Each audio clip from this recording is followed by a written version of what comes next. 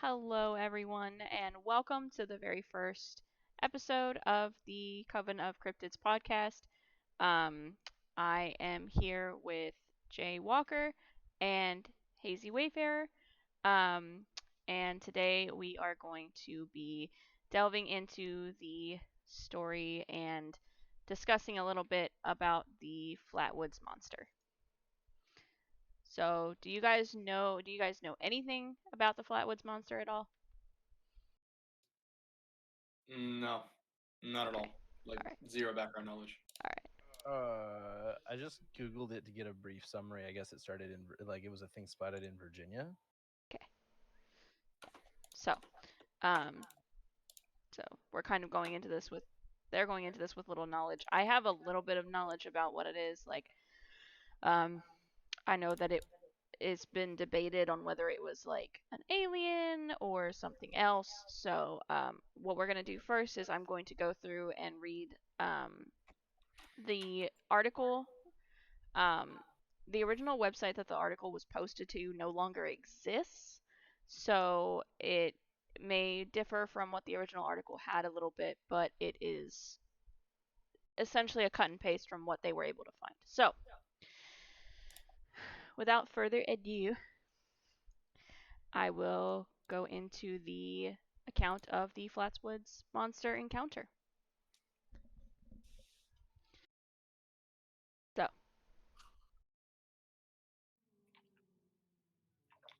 all right. So, on September 12th, 1952, a small group of boys spotted a pulsating reddish sphere float around a hill, hover briefly, and then drop behind the crest of another in the small town of Flatwoods, West Virginia. From the far side of the hill, a bright glow shone as if from a landed object. On their way to see what had landed, the boys were joined by others that had witnessed the flying spectacle, including beautician Kathleen May, her two sons and their friend Tommy Heyer, 17-year-old Eugene Lemon, and his dog. The dog ran ahead of the group and was briefly out of sight as it ran around the hill. Suddenly it was heard barking furiously and then came running back, fleeing with its tail between its legs, apparently in fear. A foul-smelling mist covered the ground, making the searchers' eyes water, and the two leading the group, Lemon and Neil Nunley, got to the top of the hill first and observed a big ball of fire 50 feet to their right. Others in the group said it was the size of a house. To the group's left, on the hilltop just under the branches of a large oak tree, were two small blue lights. At Mrs. May's suggestion, Lemon pointed his flashlight in their direction. To everybody's horror, the flashlight highlighted a grotesque looking creature with a head shaped like the ace of spades, as several of the witnesses independently described it. Inside the head was a circular window, dark except for the two lights from which pale blue beams extended straight ahead. In their quick observation of the being, they could see nothing that resembled arms or legs. The creature, which seemed to be over 6 feet tall, moved toward the witnesses, though it seemed to be gliding rather than walking. Seconds later, it changed direction and began heading for the glowing sphere from which it apparently had come from. All of this took place in the matter of a few moments, during which time Lemon fainted. The others dragged him with them as they ran from the scene. When interviewed about a half an hour later by a Lee Stewart Jr., a reporter for the Braxton Democrat, the witnesses were barely able to speak. Some sought first aid. Stewart felt that there was no question that they had seen something that had badly frightened them. Soon afterwards, after Lemon had recovered, Stewart and Lemon went to the spot where they had seen the creature and the strange craft. Stewart noted that there was an acrid odor in the air that irritated his nose and throat. He returned alone to the site first thing the next morning and found skid marks going down the hill towards a large area of recently matted grass, which seemed to indicate that a large object had rested there. The encounter, which the newspapers quickly dubbed the Flatwoods Monster sighting, took place during a flurry of sightings of unusual flying objects in the region. Bailey Frame, a resident of nearby Birch River, reported seeing a bright orange ball circling over the area where the monster was spotted. It was visible for around 15 minutes before veering off towards the airport at Sutton, where the object was also reported being seen. According to an account 1 week before the Flatwoods event, a Weston woman and her mother encountered the same or a similar creature. The younger woman was so frightened that she needed hospitalization after the event. Both also reported the noxious odor. So, that's the initial encounter with the Flatwoods monster. just on that, what are our thoughts? What are we thinking? I heard skid marks and immediately thought, oh, so it's like the Flatwood mobile. So I have a theory that it's an alien for sure. Just like the way they were talking about it and the way, like, just based on its features alone, it doesn't necessarily seem like something that's like supernatural, no less than like they're probably like from something like super distant, or it's like it's something like it's kind of like how you see the I would suspect it's like kind of like the same way, only a little bit bigger in this case and bipedal. So Gotcha. And then you, what are your thoughts? I mean, I'm of the same boat. It sounds a lot like an alien of some sort of degree, kind of similar to how you hear about the grays, how they, you see something in the sky and then all of a sudden they're on the ground and all of a sudden there they are. But a little weird that their head is shaped like an ace of spades. So I know from having heard people talk about it, I know I've seen a lot of theories that that's a Bella. I know I've seen a lot of theories that it's because of the window that that a lot of people reported, that it may have been like a spacesuit, like a helmet kind of thing, as opposed to its actual head being a like an ace of spades shape. Or even maybe a light bulb-esque Yeah. deal. I'll be right back. Give me one moment. Sorry. Yeah. Even the image you have on the screen, kind of on its own resembles a light bulb a little. Yeah. Um. So then, noting on that, what are your thoughts of the likelihood of this being like an actual encounter? Well, it would certainly be interesting.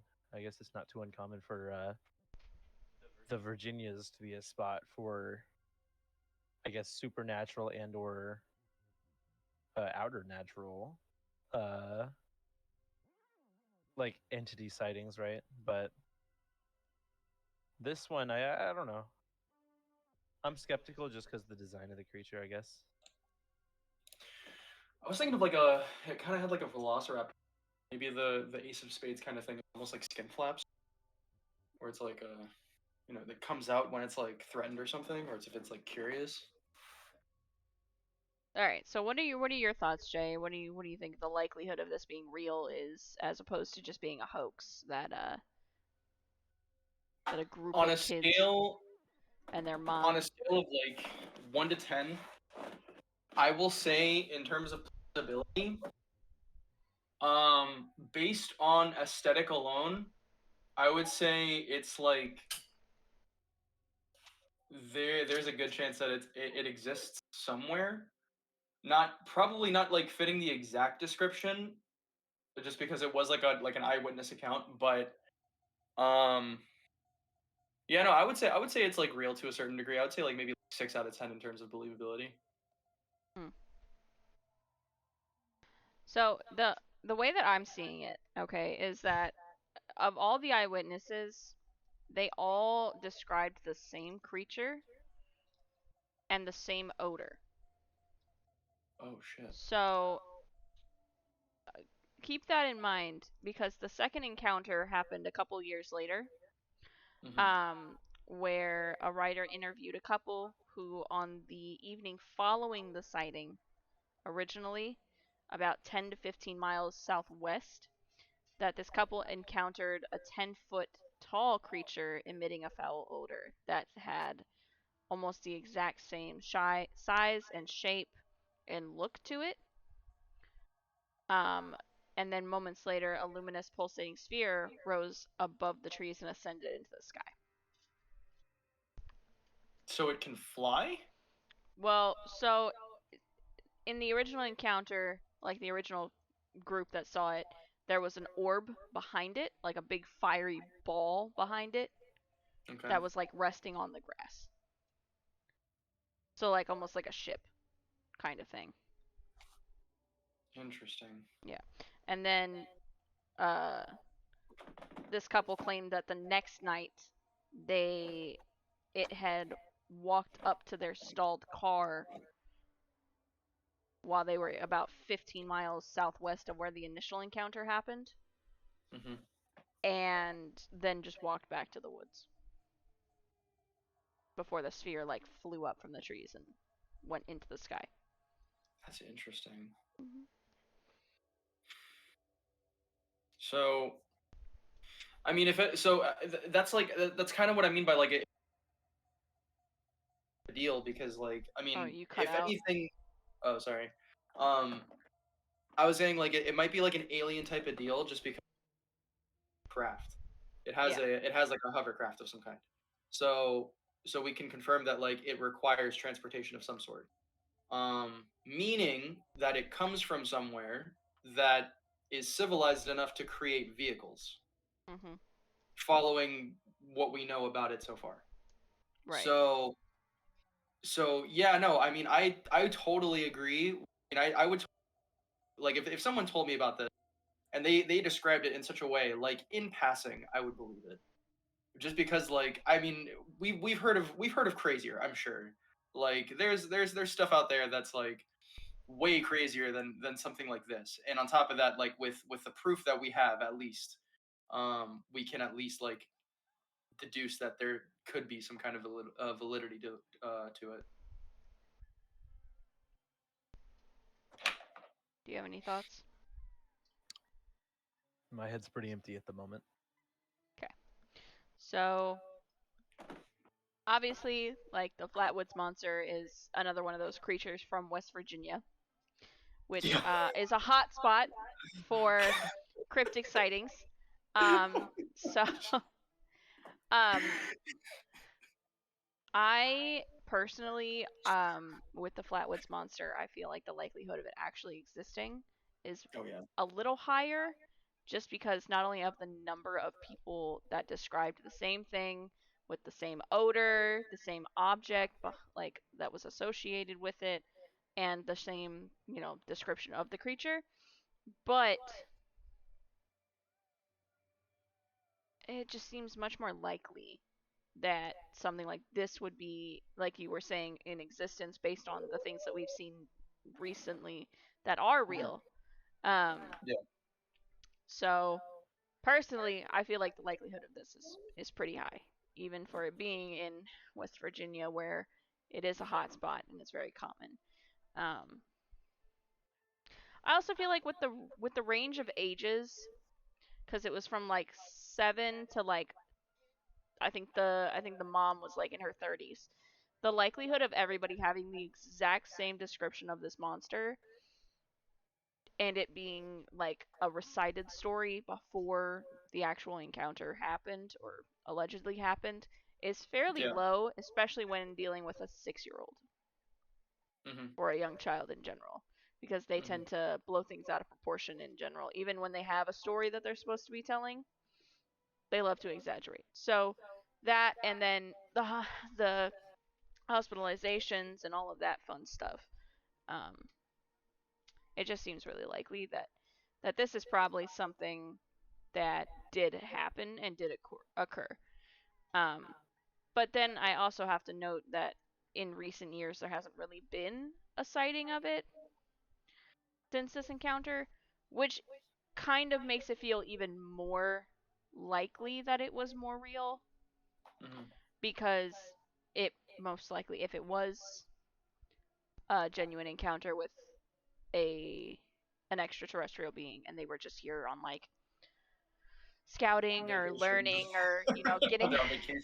on vacation, like it's not likely that they would come back if they have knowledge that it exists, like we exist, or something like that. Yeah. Plus, I think it's also good to note that if they are like they should be aware that we have we have a more advanced technology compared to like the last time they showed up. So it's like, you know, there's nothing stopping someone recording, you know, like the giant orb or the Ace of Spades looking features, Yeah. you know, with an iPhone and then uploading it later. Um, and then like, you know, that whole discourse happening. But like, um, but at the same time, like if I were this creature and I showed up at a point in time where like nobody had essentially a computer in their pocket, um, like I would feel more comfortable showing up because I mean, for something as obvious as a giant orb of light as a car, yeah, no, I think I think I would hard pass on Earth for a little bit. Yeah. Yeah. Um, I will say that I feel like a lot of the skepticism from this creature specifically comes from the fact that they have monetized the existence a lot. Oh, isn't that usually how it goes? Yeah. Yeah, So especially with extraterrestrials. Oh my yeah, gosh, yeah. so Flatwoods is kind of like a hotspot for it's a tourist trap now for Mm, chance sightings, the Flatwood Monster Museum, all that stuff. So yeah. I mean, it's like with any sort of cryptid or any sort of like mythological creature, it's always going to be like some kind of tourist attraction. I honestly wouldn't doubt if, for one, we find out more about the Flatwoods monster. Two, like something in relation to Area 51 and the Flatwoods monster probably.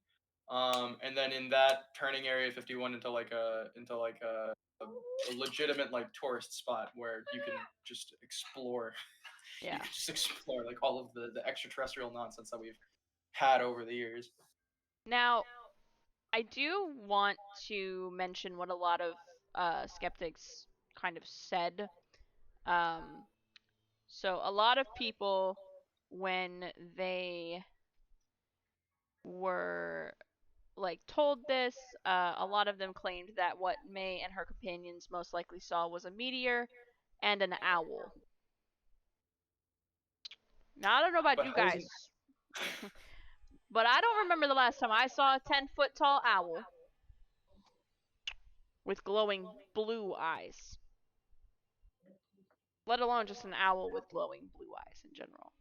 I mean, the only other thing that I can think of is like Mothman, Yeah. because I mean it's pretty much like the same concept, like the big glowing eye. Matter of fact, these I mean to a certain extent aesthetically these two are kind of related, don't you think? Like if you looked at Mothman, like with the eyes and everything. I mean, it is fairly similar. Yeah. The only thing is that I've noticed that in a lot of the depictions of the Flatwood monster, they gave it red eyes, Uh huh. but in the encounter report, it was notated that it had blue eyes. So I feel like that kind of Interesting. creates a disconnect as well because a lot of people see West Virginia and monster with glowing red eyes and think, oh well, it's just another Mothman. Uh, Yeah. but personally, I feel like, So, and as somebody who is an avid believer in Mothman, which we will talk about in another segment, um, mhm. I feel that I almost have more believability in the Flatwoods monster than in Mothman. Yeah. I actually do believe in Mothman. Um, hold on. Sorry. I Angry just a second. puppy.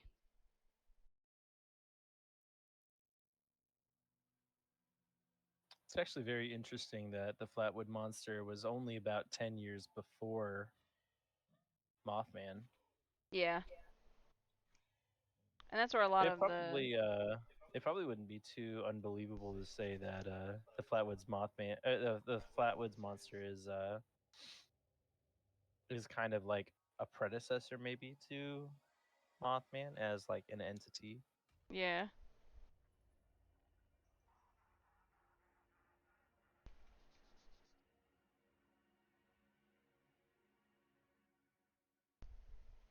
And that is up for a lot of speculation how close it was in time period and everything, um, as well. So, while we wait for Jay to get back, does anybody that do any of Does anybody have anything they want to say? Any input that they have? Do you guys believe in the Flatwoods monster? What are our thoughts here? If there are any.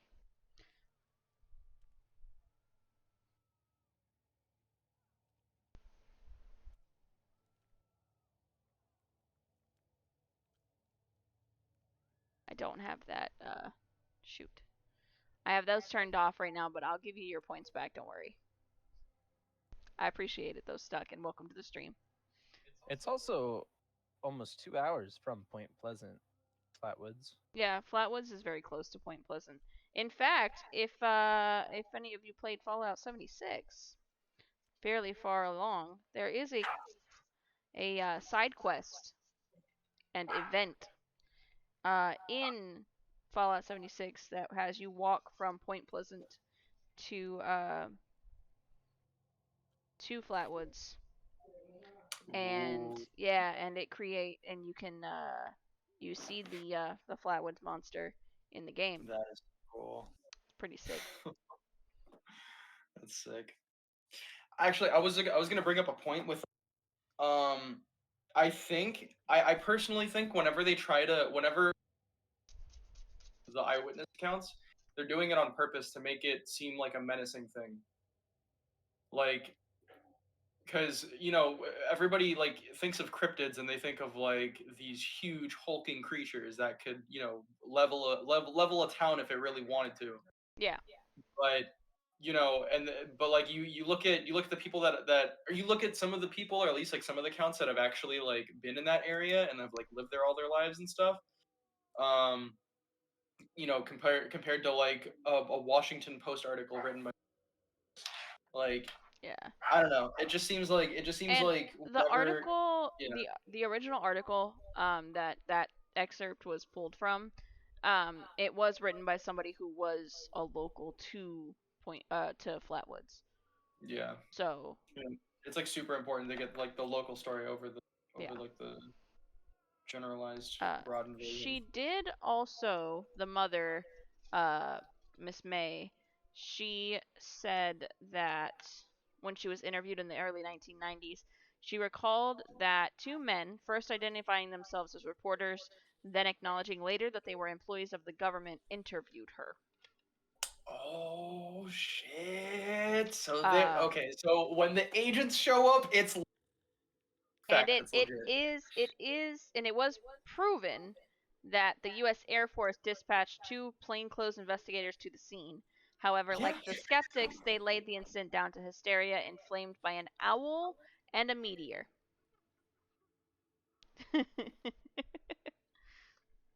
Yeah, no, they saw some shit. Yeah. That's what it is. So They saw some shit. I wanted to save that for the end after I got everybody's thoughts, because I feel like that kind of solidifies once the government shows up, you know.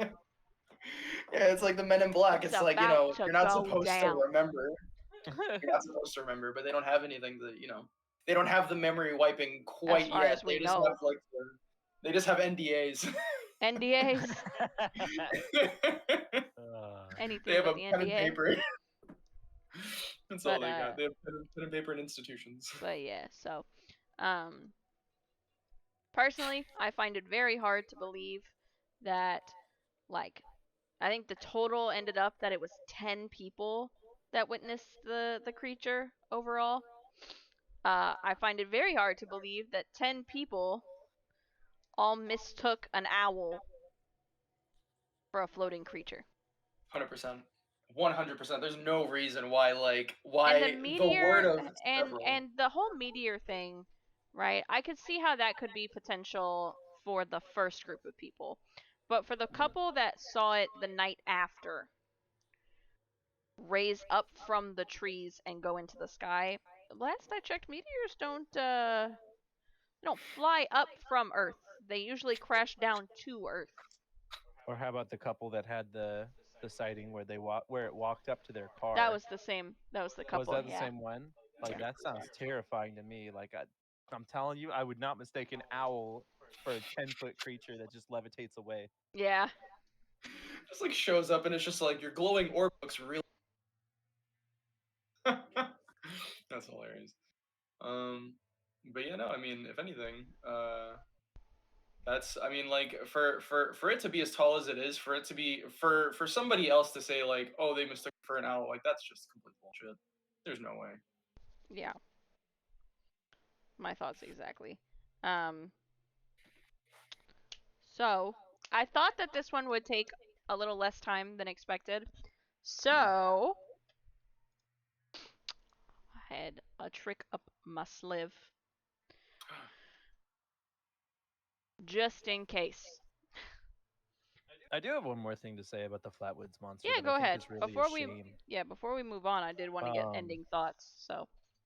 When it comes down to anything cryptozoology related, right? So whether it's a cryptid, an SCP thing, or even just like weird UFO sightings, it really is a shame that people go out of their way to make money off of it instead of leaving it as a mystery per se. Because once you start actually accruing funding from selling merchandise and stuff based off of like potentially real creatures, if they were real creatures, it takes away part of the mystery and makes you really feel like it's not even worth investigating per se. Because what's the point of going out to potentially see a monster that everybody's already supposedly seeing there? That's Yeah. the thing, though. That's the thing, though. Maybe it's intentional. Maybe they actually like. Maybe people, or. I mean, a bit of a stretch and a bit of like going down the conspiracy rabbit hole.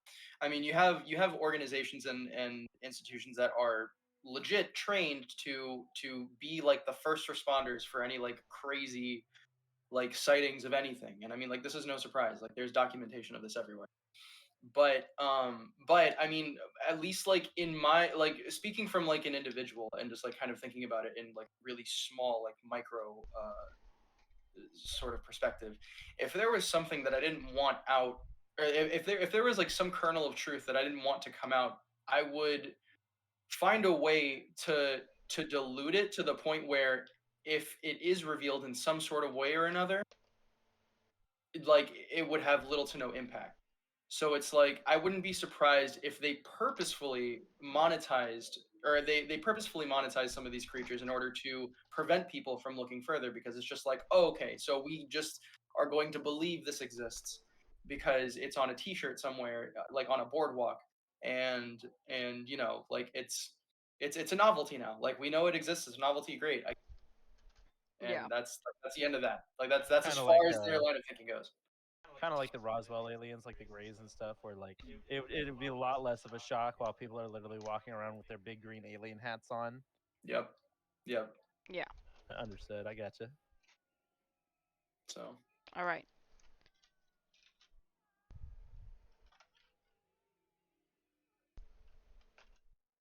So, the second creature that I found for us, it is, I will say, the encounter that I found that I was able to find, which I know a lot of people have had sightings of this because it's in Missouri. So, you know, Missouri. Missouri. All right. So, Missouri.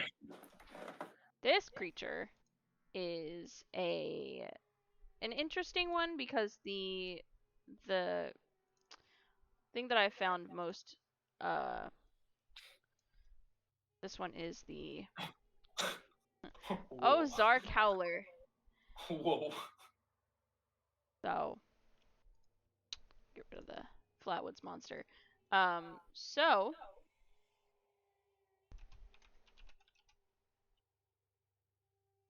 It looks like I don't know if y'all have seen Never, but it looks like Falcor has fallen on some tough times. Oh no. You guys remember? You remember Smile Dog? Smile dog. very similar, Yeah. in my opinion, The creepypasta. the Ozark Howler and Smile Dog. But so this was, and take it with a grain of salt because I will admit it is Reddit, so you never know with Reddit posts. But the Ozark Howler is a horned, cat-like creature that is found uh, in Missouri. It has been pronounced fake as an elaborate hoax at one point. However, there is still a good amount of people that believe the creature exists. So I wanted to touch on it because it has been deemed a hoax. Okay. But so many other people have seen it. So I just wanted to touch on it. So this one's kind of long. I just wanted everybody to know it is not a short story. So let's just get started. Because keep in mind, it is a horned cat-like creature, like a large cat creature, like a mountain lion-sized cat with horns. Before we start, though, I do say anything that's like a mammal, I immediately go in like giving maybe like 5 points of believability because there are some very, very interesting things in the wild, Yeah. and we know this because of Australia. Yeah. Yeah. Oh, So for sure. For sure. so I mean, I'm ready for this one for sure. Okay. So, all right. This post, the user who made this post, is not on Reddit anymore, as well. So, the Ozark Howler. I should preface with two things. Number one, my father is one of the most rock-solid people I know and does not often show fear. His voice was trembling when he told me his account of the encounter. Number two, I have traveled extensively through the United States, 44 states with the exclusion of Wisconsin, Hawaii, Michigan, North Carolina, and South Carolina. I lived in Alaska and was a trek guide in the Rockies. I know wild animals and have had encounters with mountain lions, bears, moose, and every kind of small game. But nothing has left me in the terror I had when I encountered something in the woods of my home state, Missouri. I know the Ozark Howler was pronounced fake, an elaborate hoax by a college kid if I remember correctly.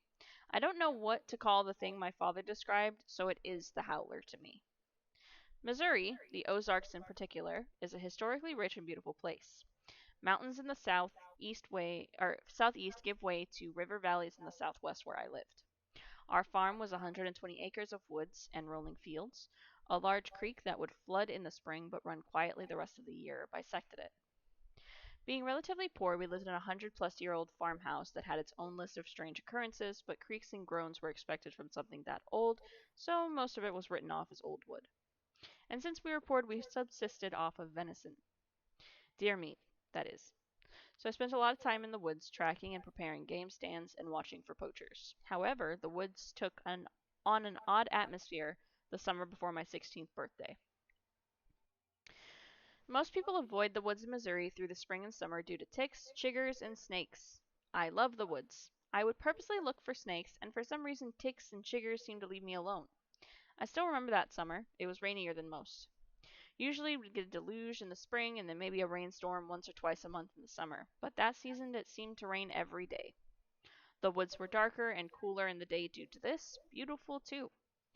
Thick carpets of moss covered the hills, and long, thin fingers of grass would shoot up through it.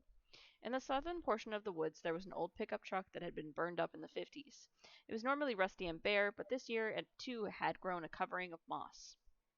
A couple trees had grown up through it over the years, and the story goes that moonshiners had been brewing out there when a bad batch blew and killed a few of them. This is the hill country, so it's not hard to believe. I used the pickup as a marker while I was tracking. One day, after starting at the northern end, which was a large thicket of cedar trees, and then working my way south to the pickup truck, I began getting the hunter's instinct of being watched. This is normal for me. It's a good indicator that something is out there that either A, is trying to avoid you, or B, is trying to stalk you. It's a time to stop, take account of the situation, and begin counter-stalking. This was later in the day and after a rainstorm, so fog was moving in. I ducked behind the truck slowly to avoid spooking what I had hoped was a nice buck.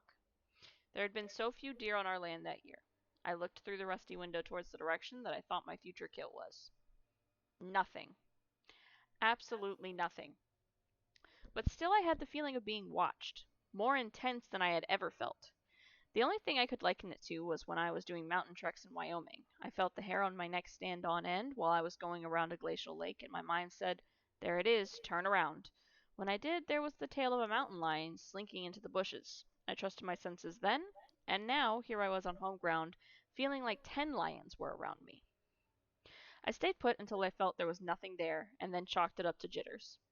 The woods felt different because of the extra rain.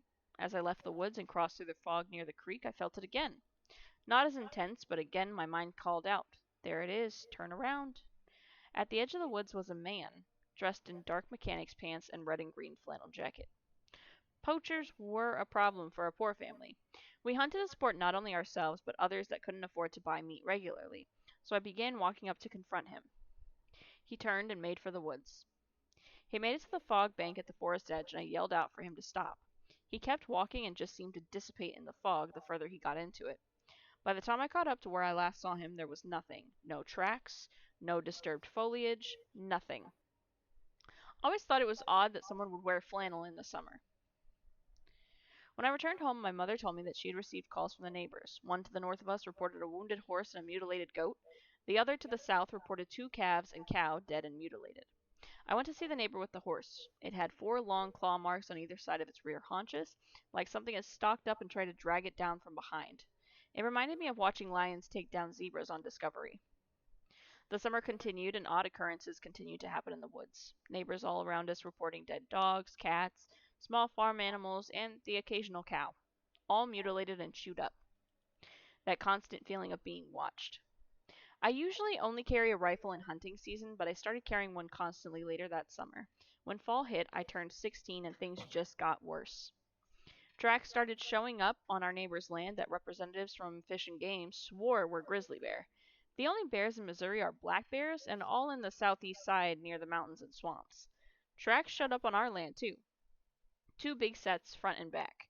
The front seemed to be long like a dog's, but wide near the front like a cat's. And no claw marks told me that if it did have claws, then they retracted. The rear paw marks were wider, like the animal had massive rear legs for pouncing and the paws to support it. Still, I kept stalking, kept tracking, kept watching. About 3 weeks after hunting season, I went out early one morning to drop some apples for the deer and check for fresh tracks. Like the day where I ran into the man in flannel, I started at the north end in the cedar thicket and moved south. The cedar thicket has always set me on nerve, but since that day I've avoided it altogether. Tall, dark cedar trees close enough if you stand straight up, you can't see through lower boughs. So you have to bend at the waist and walk through crouched. The lowest boughs are dead from not receiving sunlight and smack you in the face if you're not careful. I am tearing up as I remember this. I bent over and began walking through the cedars, and my mind said, "There it is, turn around." I looked left, to the east, and near a thick patch of cedars was a freshly killed deer. The thing behind it was huge and black, crouched on all fours like some kind of big cat, but with yellow eyes, bigger than I've ever seen, and a thick shaggy mane that flowed from just behind its head to the middle of its back. It wasn't lion, or cougar, or bear. I've never seen its like since. I began walking sideways, determined not to take my eyes off of it. With each of my steps, a guttural purr came from it. The purr would start low like a growl, and then end on a high note. I slowly moved my rifle from the sling to my shoulder so I could pull up quick and shoot if I needed to. It was so big, I don't know if I would have done any damage. It didn't move, though. I kept moving sideways until I was at an angle from it, and then backed up and out of the cedar thicket. I stayed bent so I could keep eyes on it until I moved out of sight. It just laid there, and turned its massive head. As I got out of eyesight, I began to hear movement from the direction I had just come, and the intense feeling of being watched. It was stalking me now. Here I was, 16 years old, probably going to die. They'd find me later, or part of me, gnawed on with giant claw marks through my body. I'm 25 now, and in all my encounters with dangerous animals, I have never run. I ran then, and if it happened again today, I would run. I never run. Never, you understand, bears, mountain lions, moose, never. But that thing was not all natural. So I ran. I continued south to get into clear space. 2 thoughts were in my head. Get a clear shot, get into open space so your body's easier to find. I made it to the old truck. The moss had dried up and was falling off. As I ran up to it, the man in flannel stepped out from behind one of the trees that was growing through it and pointed towards the trail out of the woods. I turned immediately and sprinted as hard as I could. Whether it was in my mind or actually happening, I felt like hot breath was hitting my back, and then when I broke the edge of the woods, the most unearthly scream sounded out from behind me. Half human, almost. I kept running until I felt I was clear, and then turned. Nothing. Nothing had followed me out. A shadow on all fours stalked about 100 feet deep through the woods. I made for the house as quickly as I could. When I got back, my dad was sitting at the kitchen table waiting for me. He had been out chopping wood that morning while I was running from the Howler. He had heard the scream. He told me he had only heard it one other time, about 20 years ago, when he was out chopping a tree down near the edge of the woods. On the north side, near the cedar grove, when he walked back to the truck to refill the chainsaw, he heard the same scream. He turned, and the black thing had jumped up on the tree he had just chopped down and stood there looking at him. Dad left the chainsaw in the truck bed, got in, and drove away. That tree is still on the ground today. I don't expect you to believe this, but a few things struck me while I was writing this. One, I feel the fear even today and had to wipe away tears more than a few times to get through this. Two, the man in flannel was wearing the same thing the second time I saw him when he was guiding me out of the woods. Moonshiners, even the dead ones, know the woods better than anyone. Third, and lastly, is this. Predatory big cats will mark their territory in a number of ways. One is to not hunt directly in the territory, but in the surrounding area, much like the area surrounding our land. Needless to say, I did not hunt that year. And then that's it. Now, the very first comment underneath this says, as a fellow Ozarker, I know exactly what you're talking about. We heard the howls late one evening out at my uncle's, and they were howls unlike anything we've ever heard before or seen. Found a freshly slaughtered cow deep in the woods the next day. The nearest farm with livestock was over 10 miles away. So, let's start with thoughts. Oh my gosh, I'm so ready for this. Okay, so I'm gonna go on a limb here and say that this cat is a demon. Yeah, your run-of-the-mill hellcat. And this is why. Because every reference to this creature has been cat-like. Panther, cougar, whatever, cat-like. It's a cat. Yeah. Even a bear, it's a cat. Like I'm looking, I even looked up just like images on Google. Yep. It looks like a cat. I mean, no matter no matter who says this looks like a dog, they're wrong. It's straight up, it's a feline. Yeah. So, reason I bring that up is because, and I'm gonna go a little bit off the rails here. So you know the phrase like all dogs go to heaven? Yeah. So like dogs naturally hate heat, right? Right. So what do cats often do in the winter that, typically or at least like when it's cold inside? Oftentimes they go to a heat source. I mean, same with like any animal, sure, but like dogs oftentimes they just stick it out. They don't even care.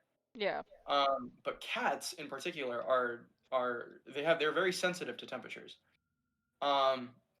So I bring up the dogs go to heaven thing because, why would a cat want to go into, like, why would a cat want to bake in the light for so long, right? Like not bake in the light, but why would they want to go to some place where it's like it's up in the air, it's cold, right? Right. They would want someplace warm. They would want someplace even on fire, right? Like, so if anything, I personally believe that cats go to hell because they prefer it. And on top of that, I think like cats, and I think this is also like kind of universally believed, where like cats are considered like mythical creatures, like level 1 mythical creatures to a certain extent. Yeah. And on top of that, like their eyes can see through I can see like additional colors, so they're known to see like spirits and stuff. Just more facts, more information, whatever. But right. reason I believe this cat is a demon is because of that alone. Is the fact that because it was described as cat-like, who's to say like this thing doesn't have I mean, just kind of spitballing here, like it doesn't have the ability to kind of like shift dimensions. Like it can go from like hell to the surface, or it was born with some kind of features, or maybe it was like tainted or some kind. Just like really thinking about it in terms of just like a mythological standpoint, or like, a fantasy standpoint. Right. But when at the same time, I think this cat in particular is a shapeshifter, because the for whatever reason, the dude who showed up with the flannel,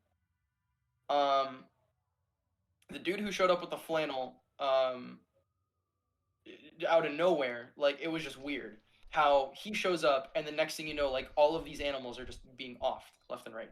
Right. And then it happens again, but he's wearing the same flannel. And then the dude mentioned in that story that it's like it's really weird for a dude to be wearing like a flannel in the middle of the summer. But why would they want to wear a flannel in the middle of the summer? Because they are cold. So, kind of put two and two together, you got a potential shape-shifting creature that just so happens to be able to shape-shift into a cat. And I mean, I don't really know if cats are a thing, but at the same time, I wouldn't say it's not impossible. So, I mean, going into that, right? You saying that it's a shapeshifter. I decided to take a little gander into the wiki while listening to the story, and it's actually under the werewolves tab, by the way. So you're probably not very far off, at least in to other people's theories. mm, It's also known as the nightshade bear and the devil cat. So then, boom, you're right there in league into the hellcat kind of thing. However, in a lot of cases, it's also described as being bear-sized with a thick body, stocky legs, and black shaggy hair. But then other stories seem to depict it more as just being very catly rather than bearly, right? So I'm totally with you on the shapeshifter thing. The devil cat, maybe not, but it is weird that a bear or cat-like creature would have horns in the first place and red glowing eyes. That's a little creepy. I'm definitely subscribing to the idea that this is probably a shapeshifter, if not some sort of were-esque creature. yeah. Maybe something Yeah. akin to like the Native American belief of like skinwalkers, where like people that Oh, can transform into creatures, because 100%. they wear those headdresses that like have like the like like elk horns and stuff. So maybe that somehow translates into the creatures they turn into as well. Absolutely. Especially with it being this doesn't actually just take place in Missouri. Apparently this takes place in Oklahoma, Arkansas, and Texas, which is a very big area for uh, Native Americans and such as well. So I'm all for the subscribing to the theory that this is probably a shapeshifter of some kind, if not a skinwalker or something like that. Those are mine. Oklahoma 66% is the six is in a is 70%. No, hold on. You said what were the states again? Arkansas, Missouri, Oklahoma, and Texas. Okay. Specifically, lingering more around Arkansas, Missouri, and Oklahoma, because that's where the Ozark Mountains are. So get this, get this. Arkansas is the 70 is the fifth most religious state in the U.S. Which would Oklahoma, Arkansas. It's the fifth most religious state in the U.S. right, I was gonna say which would probably be more towards where those devil cat messages come from. Right, right. And then the Oklahoma, not too far from that, it is the eighth. And then Missouri, also not too far from that, it is the 15th. So, I mean, it's not directly related to the whole. It's not necessarily confirming the whole devil cat thing, but I thought it was kind of interesting to kind of to have that fact because if it's primarily like Arkansas and Oklahoma, I mean, that's essentially like two Bible belts connecting. So, What years were these being spotted? Do we have dates for that? So this one was 9 years ago. This was posted. And he had said, Oh, I see another thing for 1973 yeah. So actually too. it looks like it was all the way from like in the. I know I've seen recollections from like the 50s, all the way up through like I think the last one I saw notation of was like a Tumblr post from like 2007. I gotcha. The only reason I was asking was apparently back in like 1810, a bunch of members of the I don't know how to pronounce it. I don't want to butcher it or anything. Osage. Sage, It yeah. was a tribe of Native Americans. They had to actually abandon their reservation in southern Kansas in 1810, and just trying to like because I started looking up Native American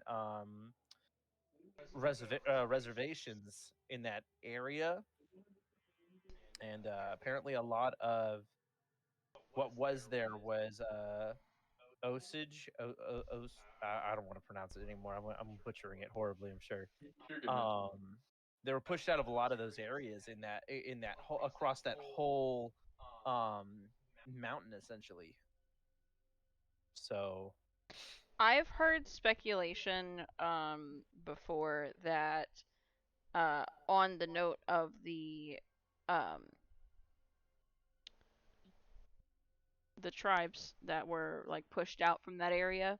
I've heard speculation that it was a settler who made a deal with someone he shouldn't have to be able to push them from their lands so that they could claim it. Uh, I've heard that as speculation.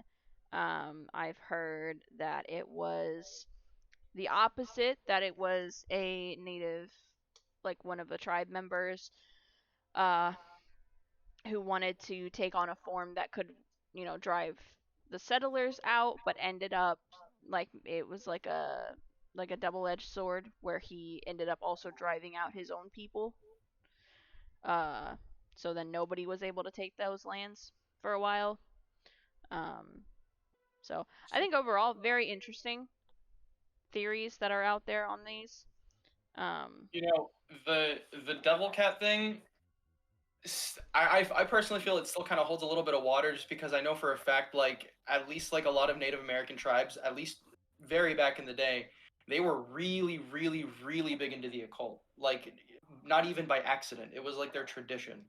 So, so the fact that like that David mentioned that like some or that you mentioned that like a settler made a deal with somebody that shouldn't have, like they shouldn't have, or who knows what that may entail, like who knows who the deal was made with, whatever. But at the same time, like if there was a sighting back in like the 1800s, then I definitely believe that there is some sort of supernatural Phenomenon. uh yeah, like some supernatural, I would say like some supernatural undertones, not necessarily saying that like, oh, this thing just like jumped out of hell. No, it's more of like, if anything, I would say like there's some sort of influence. Um, just just using general knowledge, like I would say like there's some sort of influence that maybe like with demonic possession specifically, like sometimes people's features change. Yeah, So if anything, I would say maybe it was a creature that had been influenced by such a thing, hypothetically speaking, of course, and then in turn it just reproduced, and then we have like a whole a whole school of them, generation. I guess.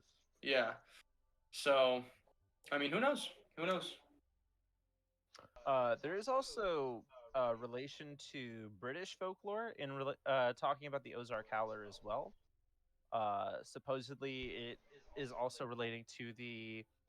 It's a split branch from what is known as the Black Dog of Death, which is a Oh. supernatural, spectral, or demonic entity originating in English folklore, seen throughout Europe and the Americas. It is connected to the devil as an English incarnation of a hellhound, and it's also considered an omen of death, meaning it would bring death with it, or if you've seen it, that means there was likely death in the area. That Back to the surprising amount of dead animals that that was in the area as well. that does bring up another point that I wanted to make, that one of the superstitions with the Ozark Howler is that anybody who hears the howl of the Ozark Howler is said to have either died by unknown circumstances, unalived themselves, um, or unalived people around them, or there was death in the area, like for example the dead animals everywhere, such stuff like that. So there's a thing, and it's crazy that you mentioned that. There's a thing. There's like a wonder of the world, quote unquote, in Florida actually, where I don't know exactly where it is, but it's called the Devil's Chair. If you've heard of it, Oh yeah, there have been absolutely. people. There have been people that have sat in that chair and have reported to have heard who to have heard like thoughts that weren't their own, according to almost every account. And then on top of that, after they get out of the chair, it lingers for quite some time, if not for a while, or like forever. Right. That's in Casadega, by the way.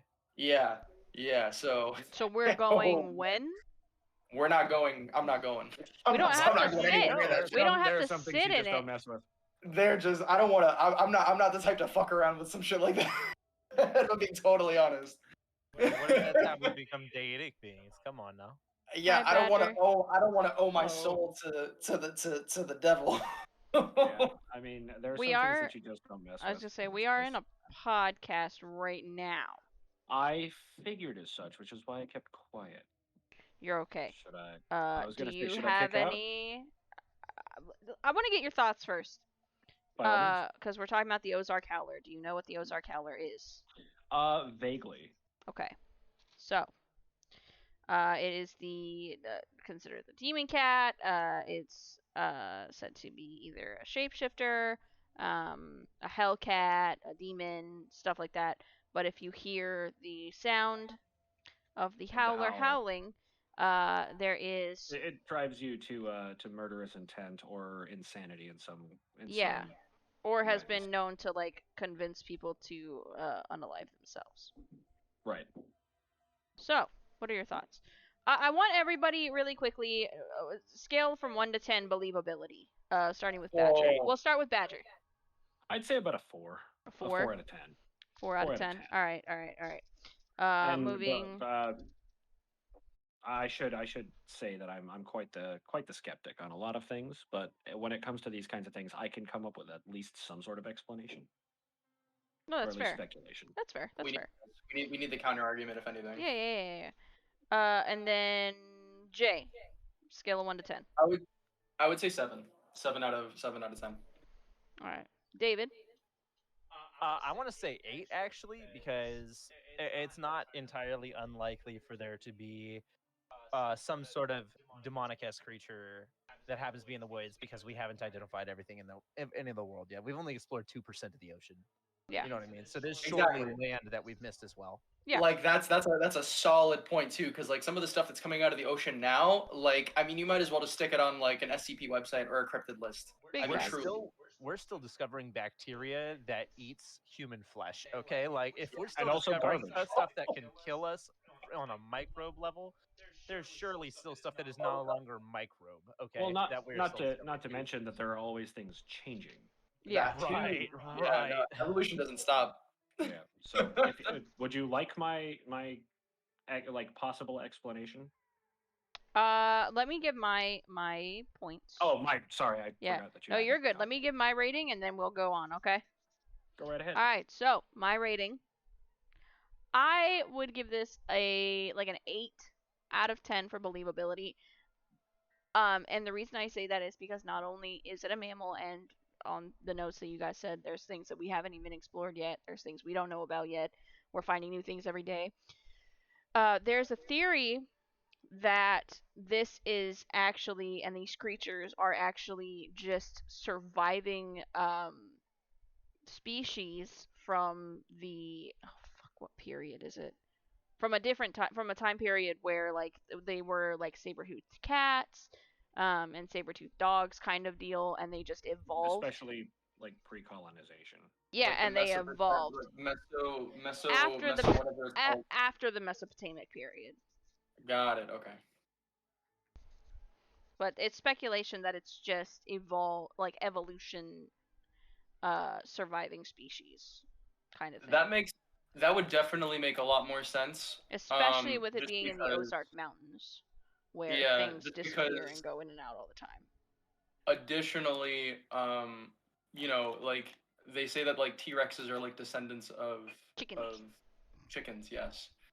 So I mean, if anything, like if that is a known fact, I wouldn't doubt if there's like some prehistoric cat of some sort. I mean, like it's interesting on top of that how like certain creatures in video games even are depicted as like having huge bodies, like insanely large fangs, and almost looking like it's almost impossible to see this out in the wild. But at the same time, like, I mean, who really knows? Like, maybe these things are, maybe like art imitates life, right? So like, who's to say like someone saw like this big ass hairy looking panther and was just like, wow, this thing looks like a demon, it's a demon now, and then just started like talking to people. But at the same Right. time, like in terms of what it like in terms of like it being like legit using that perspective or like that kind of foundation, absolutely. I would say like this thing is legit somewhere in the world. Yeah. Yeah. So Badger, your theory. Yes. Okay, so the first thing that I'm going to bring up is mountain lions. Have you heard them like whenever they're just like howling? Yes, I have heard them sound like Yes. children. They're like no, they sound like a screaming woman. Yeah. Oh my gosh. Like it's terrifying. It sounds is. like somebody is being murdered. Yeah. So you take that and you take the possibility of there being some creature that is either evolved or something along those lines. There are also other animals that have roars that have completely knocked people like stupid. Like I believe it's the Siberian tiger that has a roar that can literally knock somebody out because of the decibels that it produces. I think you're right. I think it's either the Um, Siberian tiger or the. so It's not the Bengal tiger. I think it is the Siberian tiger. it very could be, or very well could be. It's But it's as deafening as a jet engine. Siberian yes, tigers. it's terrifying. So you take that aspect and you put it into a cat, and you take somebody who's just out on a trail who's like hearing this. Who knows like what that could do to somebody's brain whenever they're completely addled and like wondering what the hell this is? Because if they can't see it and they just hear it, like, especially if they're just like out in the dark, already like already just frazzled, Hmm. like that could literally push somebody over the edge. And if they're in a group, that could be the basis of the rumor. Or it could be somebody like experiencing that for themselves and then thinking, okay, this could happen to somebody else, and then spreading the rumor along and along and along. It's like I think fear possibly changed the perception of whoever maybe took the account of the story. Mhm. Granted, I mean like if because when we were reading the story, it was from the perspective of a hunter that is familiar with like all sorts of game, per their description, and then like this one thing out of the slew of like things that you would even suspect to be scarier than this, this it just spooked this guy. And you're like, yeah, I think the the fact that he like, I think it was like he saw it twice or he only saw it once. He saw it twice. Or Yeah, he saw it saw twice. it once, but he saw the person twice. Yeah, which is another thing. There was in the story, there's also a gentleman mentioned wearing a flannel in the middle of a summer in the middle of the summer, who showed up twice before he actually, in relation to like that thing. Then again, I mean, he probably just mentioned it because it was just like another thing. But like the second time, he showed up wearing the exact same stuff. So I mean, I don't know. That's kind of where like the whole shapeshifting direction came from. But but in terms of just like in terms of the human aspect of it, like the human element, I would definitely believe that maybe the story was like I would believe that the story could be like was blown out of proportion to a certain extent, but just using fact and comparing and contrasting just like stuff that we've witnessed so far compared to like stuff that would exist back then, I would still subscribe to the fact that it exists somewhere. Probably not in the exact form that it was described in the story. However, more so akin to um, probably something a little bit more cat-like, a little bit more feline, but similar to like a Siberian tiger in such a way, just with different features and probably like more mangly or mangy hair or something. I mean, it could easily be something of the sort that is either infected with mange or completely just malnourished. That too, yeah. Like any sort of like real type of But like any sort of like real element. it does bring me concern that the people who have witnessed the creatures, it's always one of two things that are happening. Okay? So they're either very playful creatures, like almost toying with the person, as typical of or felines. However, it's being a playful creature in its own territory. And that's where it kind of gets to me, where it's like, I've seen how mountain lions and tigers and just lions in general, cougars, all those, I've seen how they react when things enter their territory that are not supposed to be there. It ain't friendly. It ain't friendly. Okay? Plus, generally for predators, isn't it like the meta? Isn't it like the meta to like let your prey like feel comfortable before you actually pounce? Absolutely. So- It's similar to the fact that, But it's... like, I think. Oh, Oh, go ahead. No, go ahead. Go ahead. It's similar to the fact that like tigers won't strike whenever like something's looking at them or if they can see their face. Is that they want everything to feel comfortable until they go absolutely crap on them. I don't know if I curse on this. I don't know. The meta? What is this? Tier zoo? No, I do find it interesting though, because even lions and like pack animals, if something enters their territory where they like their safe space, their home, where their families, their cubs, anything like that is, it doesn't matter to them at that point because you're perceived as a threat. Yeah, they're gonna annihilate whatever comes They close. just go. They just go. There's no hesitation. It's over. But these creatures, they see these things entering their territory and they play with them. They make a game of it. So it's one of two things, okay, for me. It's either a very, very intelligent sociopathic animal, which, you know, not totally out of the realm of possibilities, or it is a shapeshifter of some kind. Yeah. I Because still have even- like a tiny camp in the devil cat area. I have like a small little condo in that realm. That I'm renting a vacation home. It's fine. David, what are your thoughts? Right.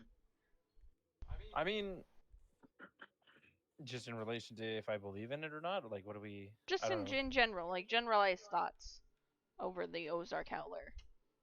Well, yeah, I do like to subscribe to the idea that it could be a shapeshifter because I do believe in things very akin to people earning such rights or abilities, perhaps. But at the end of the day, it's not unlikely by any means that that it's just an undocumented animal that it happens to have been so elusive up until this point, even. Especially with sightings going back all the way to the 1800s. 1800s here, so Right. Yeah. Plus, Alright. like I think the shapeshifter one. Sorry, I don't mean to. No. I was pushing it. I was gonna push it to you for like final thoughts. I gotcha. I think the shapeshifter thing also holds some validity because it's like I don't know if y'all have seen Split and like the whole idea behind like DID. And I mean, obviously, like DID isn't gonna say isn't gonna like change physiology, but in terms of like stuff that we can do with DNA now, I don't think it's too okay. I mean, maybe it is. It's a little bit of a stretch for like for somebody to either experience something or go through like some kind of trauma that changes like their brain chemistry that somehow tells their body to change their physiology in a way that isn't necessarily human. But at the same time, like I mean, that's again, it's way of a stretch. So, yeah, no, I think that's it's kind of like I understand where you're coming where from. I think. Yeah, like it's kind of just like I'm just using like a medium to sort of contrast. Right. But you know, of course, like you know, it's fiction compared to like something that is somewhat or at least like mostly impossible to as far as we know. Certainly.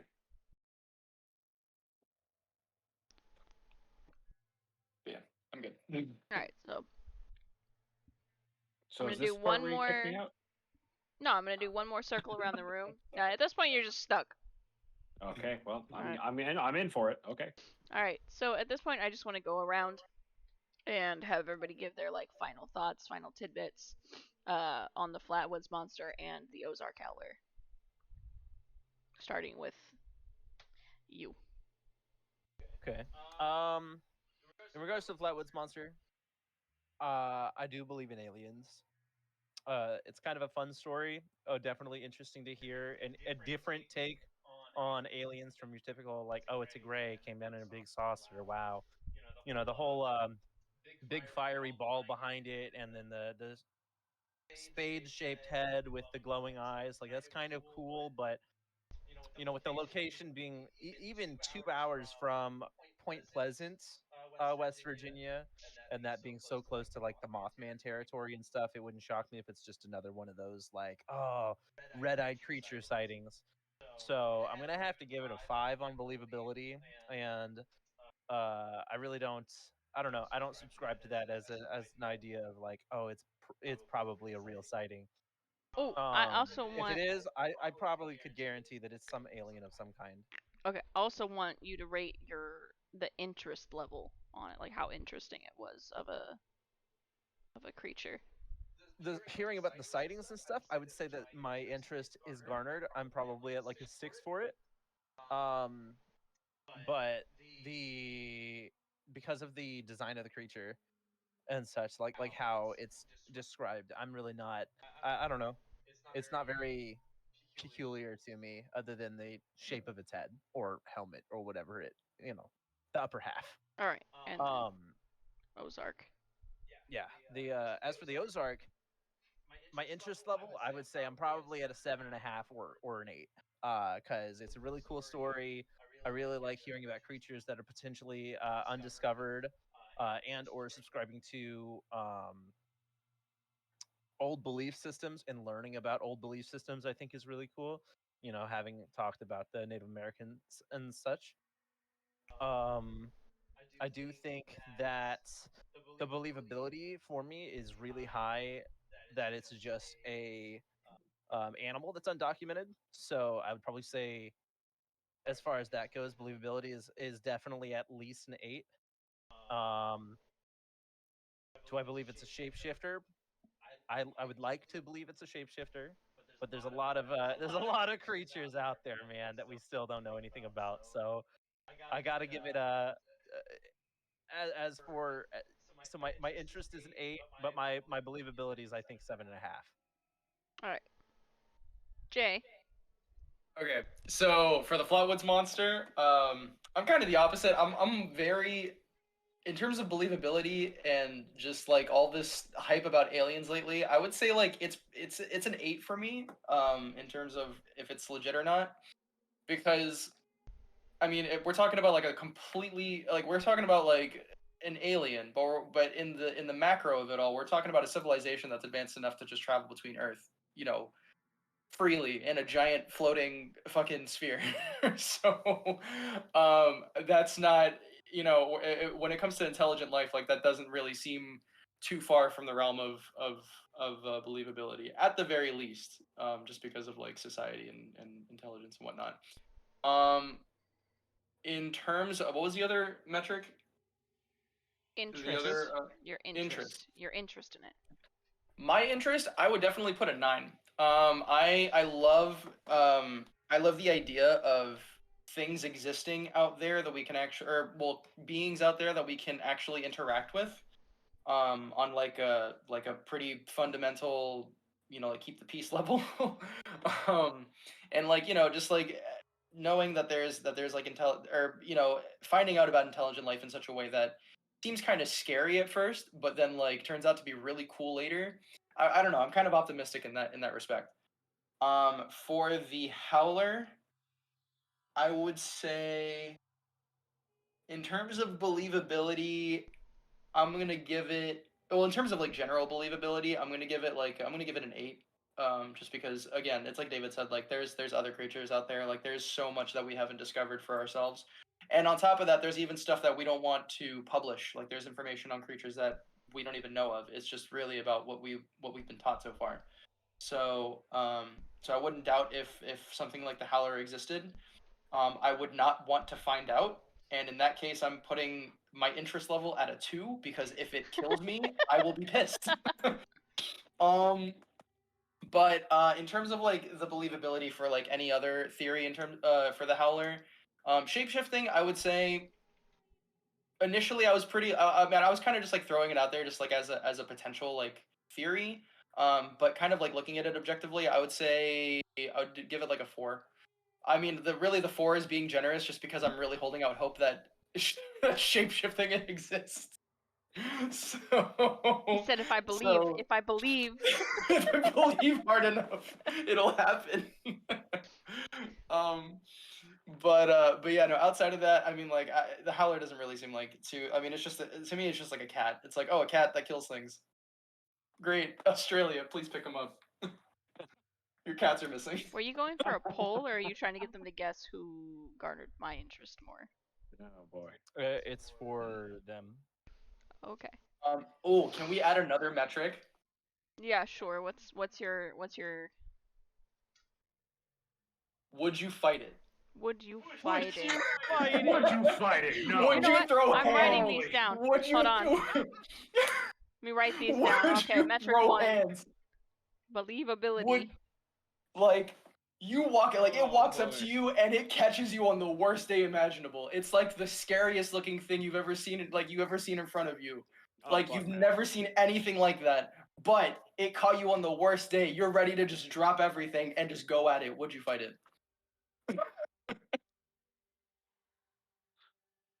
So I'm gonna write these. I'm gonna write these as believability, interest level, and slappability. Slappability. No, bad kitty. The last one, sleepability. Sleep. Oh my god. Please, no. Let's Okay, not start okay, this. okay. So Badger, you were not here for the Flatwoods monster. I I do know. I but do do you quite. I do know- know quite a bit about. Okay, so you know some Yes, about the. Okay, so what is your? Then I'll give you the metrics, believability on the My the Flatwoods believability- monster. Yeah. As Jay just said it about- launches something across his room.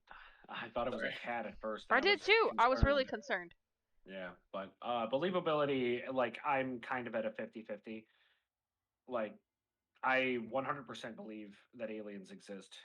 Have they visited Earth? I have no idea. Like I am completely in the like I can't say I'm in the dark, as I guess we're all in the dark on that subject, but when it comes to the possibility of things like that happening, I can't see them visiting remote areas like that or, showing themselves in that sort. So that's where I'm just kind of like, eh. But also, what if they predicted our expectations and actually did? And that would be the perfect place. Like, what if people like they just showed up to like random places where people actually did say that happened and no one would believe them, See, and I think thus playing up. that's what puts my believability in aliens up a little more, because nobody is Exactly. everybody would believe, like, if a There's- scientist there's- like Stephen Hawking were like, I saw this alien right here. Yeah. It was crazy. This is what it looked like. They would probably believe him a little more than Uncle Jim Right. Bob. Right, but In the coming or States. like getting back to it, it's also just the as David pointed out, the design, the whole big red-eyed, like mysterious floating thing concept does sound of like very much close to the Mothman ideology, and it's like I don't know how much I can actually put credit into that. So I do want to stop you really quick, because I know everybody keeps saying red-eyed, because I know that's how it's depicted, but in the actual encounter report, Aren't they yellow-eyed? it was reported as blue eyes. Blue-eyed. Blue-eyed. White alien. Okay, so the opposite of red, Aliens. blue. Okay, yeah, but it's just the big colored-eyed floating monster thing, like coming out. Right. It just kind of makes me think otherwise. In the interest department, it's also a 5 out of 5. It's kind of lackluster in a lot of ways. Do you mean 50-50? You said Sorry, 5 out of 5. I was no, gonna say 5 out of 10. My bad. I was really confused. I misspoke. I'm thinking too much. I'm on the spot, but It's okay. yeah, it's a 5 out of 10. In the fact that it's like I dig the concept and I understand what it is, but at the same time, it's like there are far more like compelling and interesting like alien stories out there, and these just don't cut it for me. I will say the fact that you're willing to give it like a half score, like completely validates it for me. Just because like, everybody has like this general idea that aliens exist, or at least like as far as we know, people are talking about them a lot more for some Yeah, reason. exactly. But I actually I brought this up a while or earlier when we were talking about it because it was in the context of like how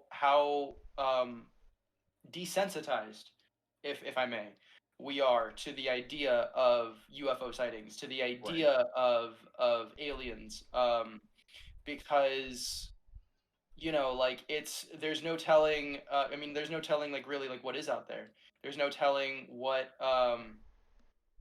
there's no telling like how they interact, like how they organize or whatever, like if they exist. On top of that, if they exist, Right, because of I mean course. everybody really, as far as we're concerned, the only confirmation we have of aliens is everything that we're getting off social media.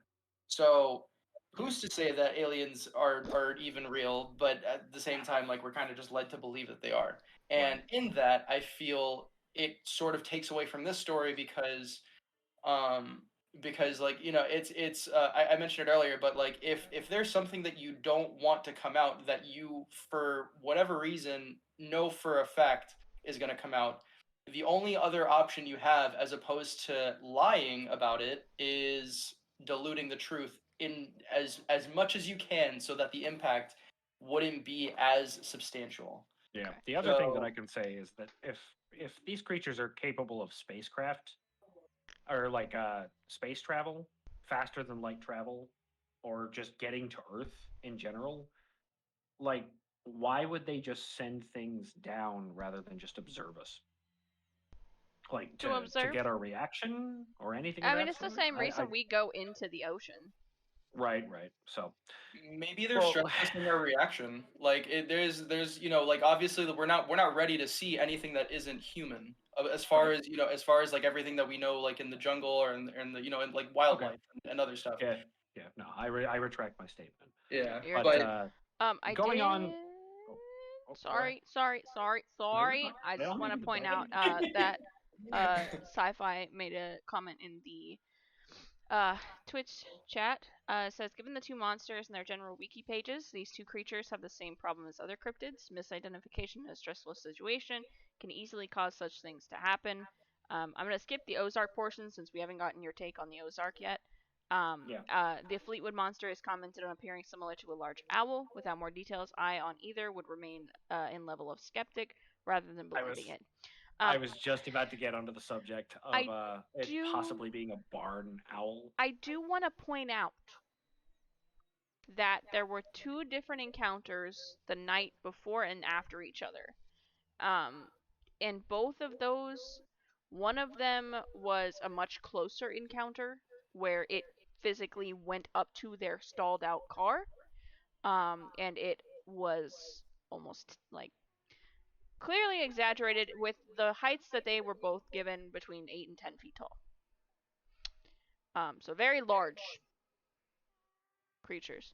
Um, and the way that it came up to the car, it wasn't walking, it hovered almost. And that was how it walked up to the group of people and how it walked up to the car. So that's where my kind of like take on I don't think it was an owl comes from. That and the two government agents that were sent out. So. the government I don't know. kind of seals the deal for me because it just like screams Men in Black. But your take on the Ozark? The Ozark. Okay, so since I was there for most of it, I want to say, believability is still about a. Well, no, I probably like take it up to about a 7.5, all things considered. From the 5, like the half and half that I originally said. And that's mostly just because, like, I think it was, while I don't necessarily believe in like the shapeshifter side and whatnot, like all of that could very well be like certain coincidental evidence or just somebody lying through their teeth. I definitely could understand either somebody in an animal pelt scaring the ever loving shit out of somebody, or just a creature that we don't understand or haven't encountered before being out there. Um, it makes a heck of a lot of sense. Um, thinking that, or like I gave my point on the mountain lion and all that kind of stuff before, so I won't waste your time with that.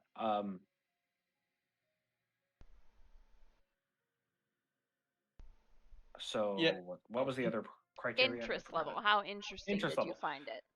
Interesting. Like I would say like 8.5. Like I am seriously like ready for people to just dive into the jungle and try and figure out where the heck this thing might be. I would love to see more like things come out about this. I would like to see more like interest or people's concepts about it. Yeah, I agree with you there. I think it would be Yeah. very interesting to see more accounts of it and all that fun stuff. Uh, so I guess it's my turn. So on the Flatwoods monster, I would probably put my believability on it at about an 8.5. Just because I personally do not think that we are a like an anomaly. I do not think that it is possible for us to be a like the only life on a like our planet was just the anomaly planet. Like it doesn't sit right with me that that's an option. Especially because I mean, I listen. I'm not saying that the government tells the truth all the time. But they did come out and say that UFOs and aliens were real. So, you know. It's it's funny how they say that, and then like there's accounts of like these sightings before they even report it. Sorry, I didn't mean to cut you off. No, you're good. but You're good. it's funny how like they say that like how they say that that that they're real like years and years and years after these accounts were taken, and then like again diluting the truth through like tabloids, like those little like fake magazines where they're like, oh, UFO sighting in the Rockies, or UFO sighting in Texas, or whatever. And I mean, like, who's to say? Who's to say there's some kernel of truth in there? Yeah. I feel you. I feel you on Uh, that one.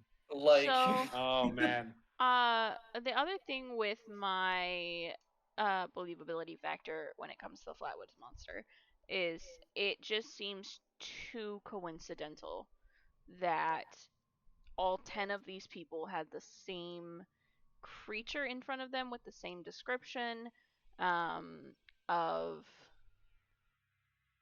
and the same circumstances, the smell, the light, the shape of the head or the cowl or whatever it is, um, and then just like the height, the way it moved, all of that within a night of each other. Like it's not unreasonable to believe that if something did crash land, it would try to move almost like when your car stalls out somewhere like on a highway. You want to get your car to the side of the road. You want to move it out of the way so that you can try and get it fixed. or toad. You keep revving it, Or and whatever. It continuously goes a little, Right! little bit further, but it doesn't necessarily make it. Exactly. And if it just goes kaput, then you just you get out, you push it to the side, kind of thing. It's not unreasonable to me to believe that it's a similar situation. You crash land somewhere, you just want to get it out of the way. Especially when you crash landed somewhere, 10 people show up with a dog and are yelling at you. Like, I wouldn't want to move. I wouldn't want to be there. He just gets up and is just like, oh shit. Yeah. Fuck. Interest level, I would say that I am very interested in the Flatwoods monsters, so probably like a 9. I just have I feel like I have a small bias towards West Virginia cryptids.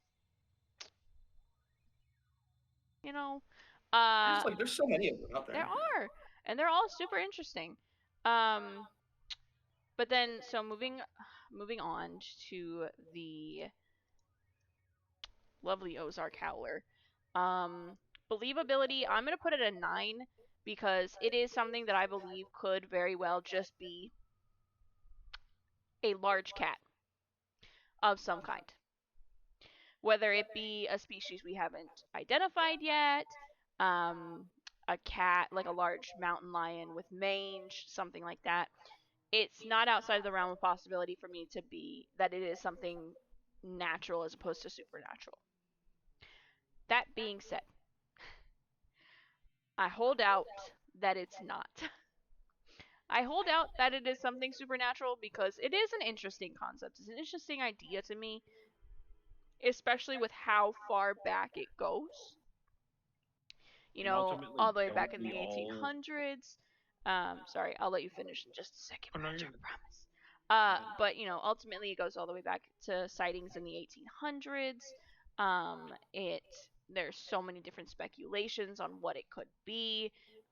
With the skinwalker theories and the shapeshifter theories, and it just being something that's like demonic in nature. It's something that it scratches the itch that I need. Plus, like the fact that it was reported with horns, kind of, it sort of like makes me lean towards the supernatural side of things. But then like jackalopes actually exist, so so it's like I'm still like fence sitting.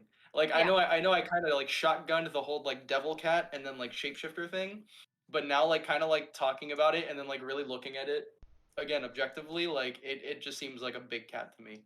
Yeah, but I mean, like, and even in that like context, right? I'm a fan of the Appalachians as well. Oh, for sure. You know where West Virginia is kind of in between? A very similar area.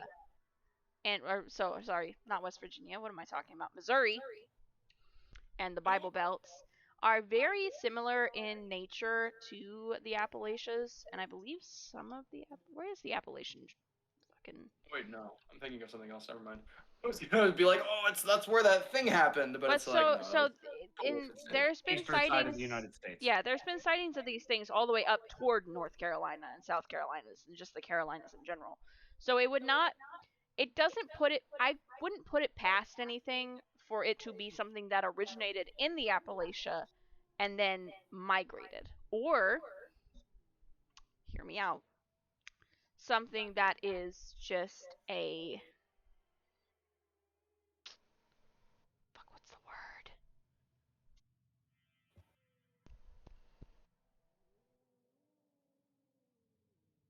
Evolved, like, part of something, evolved species from what would be in the Appalachia.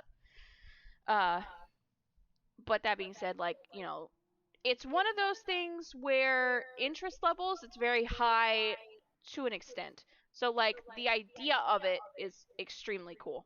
10 out of 10 for interest on the idea of it. On the interest level of actually, if I heard the sound going to investigate, is a 0 out of 10. Big fat nope. That is an egg. That is just, if you heard it, no, you didn't. Okay, that's all that is. All right. Question, and this is gonna be very, very weird. Have there been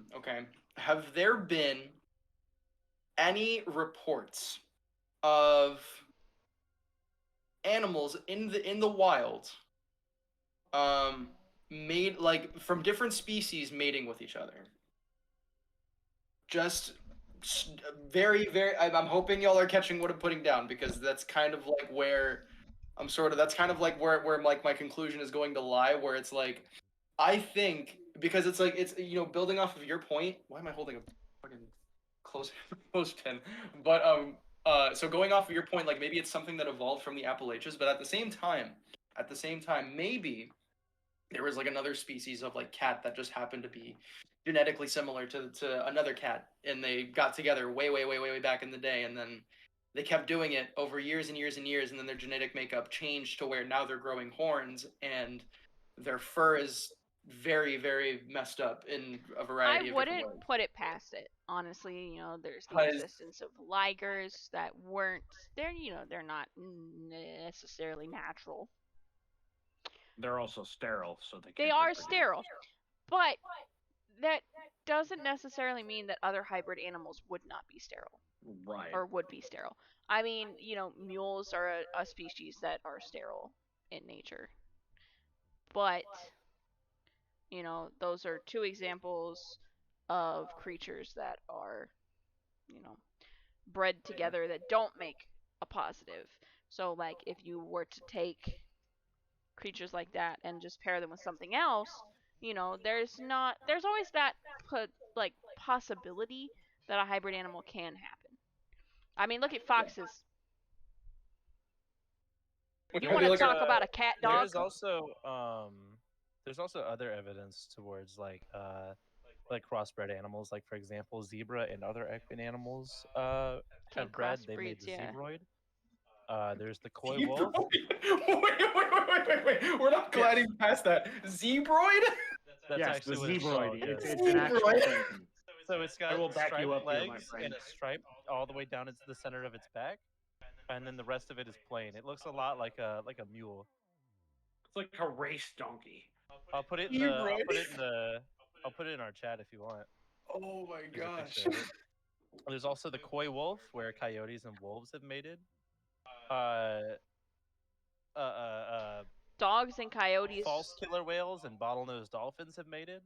I'm gonna say dogs and wolves and dogs and coyotes, and they mate all the time when they're I had a dog that was a border collie coyote. If I'm not Camels and mistaken, llamas have mated. Yeah, when it comes Camels to and the llamas. species, dogs have Beefalo been the most. exists. That's true. Beefalo. The beefalo. Jeez. Jay, just ask what a beefalo is. No, I said beefalo. Jeez.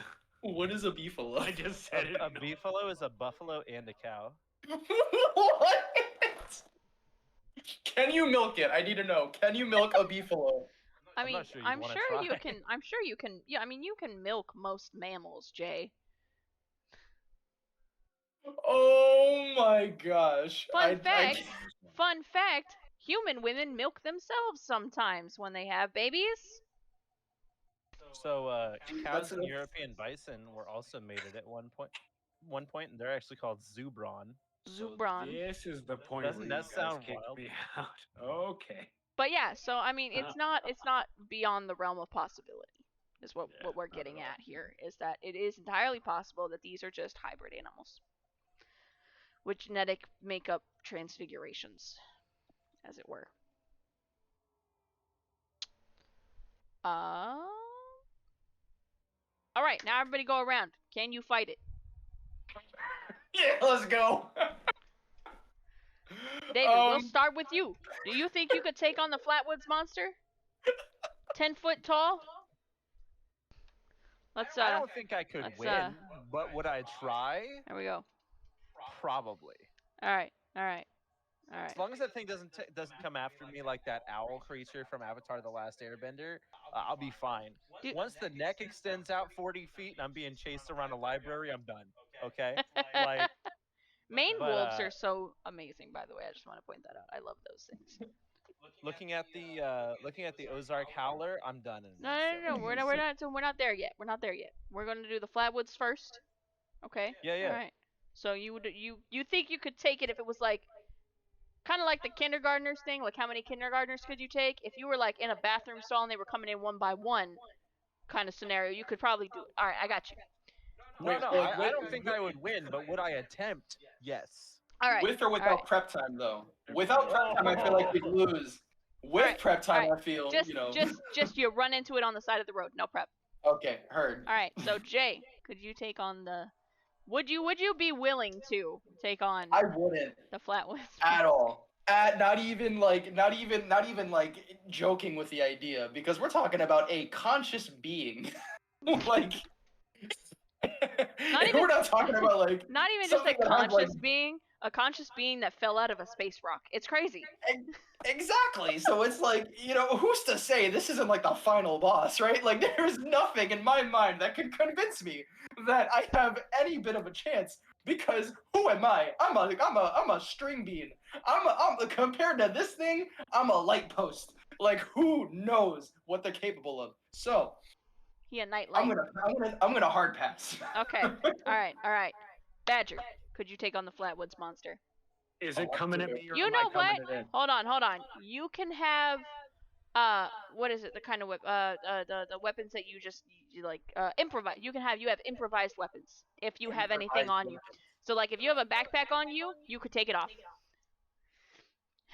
I don't think that really makes a difference unless you're actively like on a hunt or something. What improvised weapons do you have? Oh, I got my phone. Let me hit it in the face with my phone. I don't know. I mean, if you're driving, you might have a tire on. If I'm driving, I have a car. Okay. All right, but hold on. All right, but like in a similar situation, to the couple that had their car stall out. So like you're in the car. You know the first thing I'm grabbing from my car? Me. I'm not. Because if I'm in a car, I'm locking the doors. Okay? I am. You think it won't just rip the door off if it really wants to get to you? They're baby locked. Then it has an improvised weapon, the car door. But like so we're back to the assumption that I'm just like say I am in a car, right? My car stalls. I'm just in the middle of the woods, and this big freaking creature comes out of nowhere, walks up to the car, and is like, "Hey, bro, you want to fight?" Hell no. Hell no. I've already gone to the back seat. I'm like, there's nobody driving this vehicle. I don't know who you're talking to, bro. Like, this is under the impression you do not have a pew pew. I like in this scenario, I'm doing a Chinese fire drill. I'm not even the driver. I'm just here, okay? One person in the vehicle, and it's me. Listen, I don't know how I got here. She said, I don't know where he went. All right, Badger. Jeez. Could you take on the Flatwoods monster? Is it coming at me or is that coming at him? What does that mean? Is it coming at me or am I coming at him? Does it want to fight or am I fighting it? It is under the impression you are a threat. Then yeah, I'm 100% fucking fighting this thing. Let's go! Let's go! Yes! Even better, do you think you would win? This is a floaty motherfucker, which means that under our gravity, that asshole has to be able to get above our gravitational level. That means that it's light as hell. I could bring that head down into my knee, I could slam it into the ground, I could stomp it 100 times over, and it will crack. Badger decided this thing is as light as fucking paper. Hey, hold on. Let me give it the Badger said he caught me on a bad day. It's got that radish head. It's got that radish body. He said, "I'm not." You're pissing me off for looking different. It ain't gonna live past me. You pissing me off for looking different. Like you looking like my next. I am putting you into the ground, and you are probably corrupting our dirt. I am not Badger's cutting a wrestling promo before he's fighting this thing, I bet you. And in this corner. No, Alright. but Dare honestly, you! I'd probably be vaporized as soon as I threw a fist. But in Weighing my less mind, than in my 0.3 mind, on your pounds. question, this is my answer. Gotcha. Jay enjoyed Tell you, this brother, fight. you invaded the wrong planet today. That's right, brother. That's right, brother. Into you like a See, syringe. I like Sci-Fi's comment here. The image offered for this Flatwoods monster gives me the impression it might be a spacesuit of some sort. If it's levitating, it might be a vehicle. The smell could be fuel exhaust. That smell That's that not everybody a reports? bad point. It's not gonna stop me from slapping into it. Okay, so my turn. I'm My sorry, turn. I've derailed things. My turn, okay? Diplomacy check into its forehead. Okay. I'd pull a Said you're giving it a diplomacy check diplomacy into its forehead. I think I would fight this man. Okay? I would fight it. This creature, I would fight it. Just to say I did.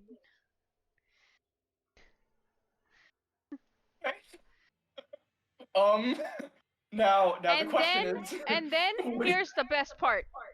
Okay. All you would see, okay, on that dash cam footage, is me climbing this fucker like a tree.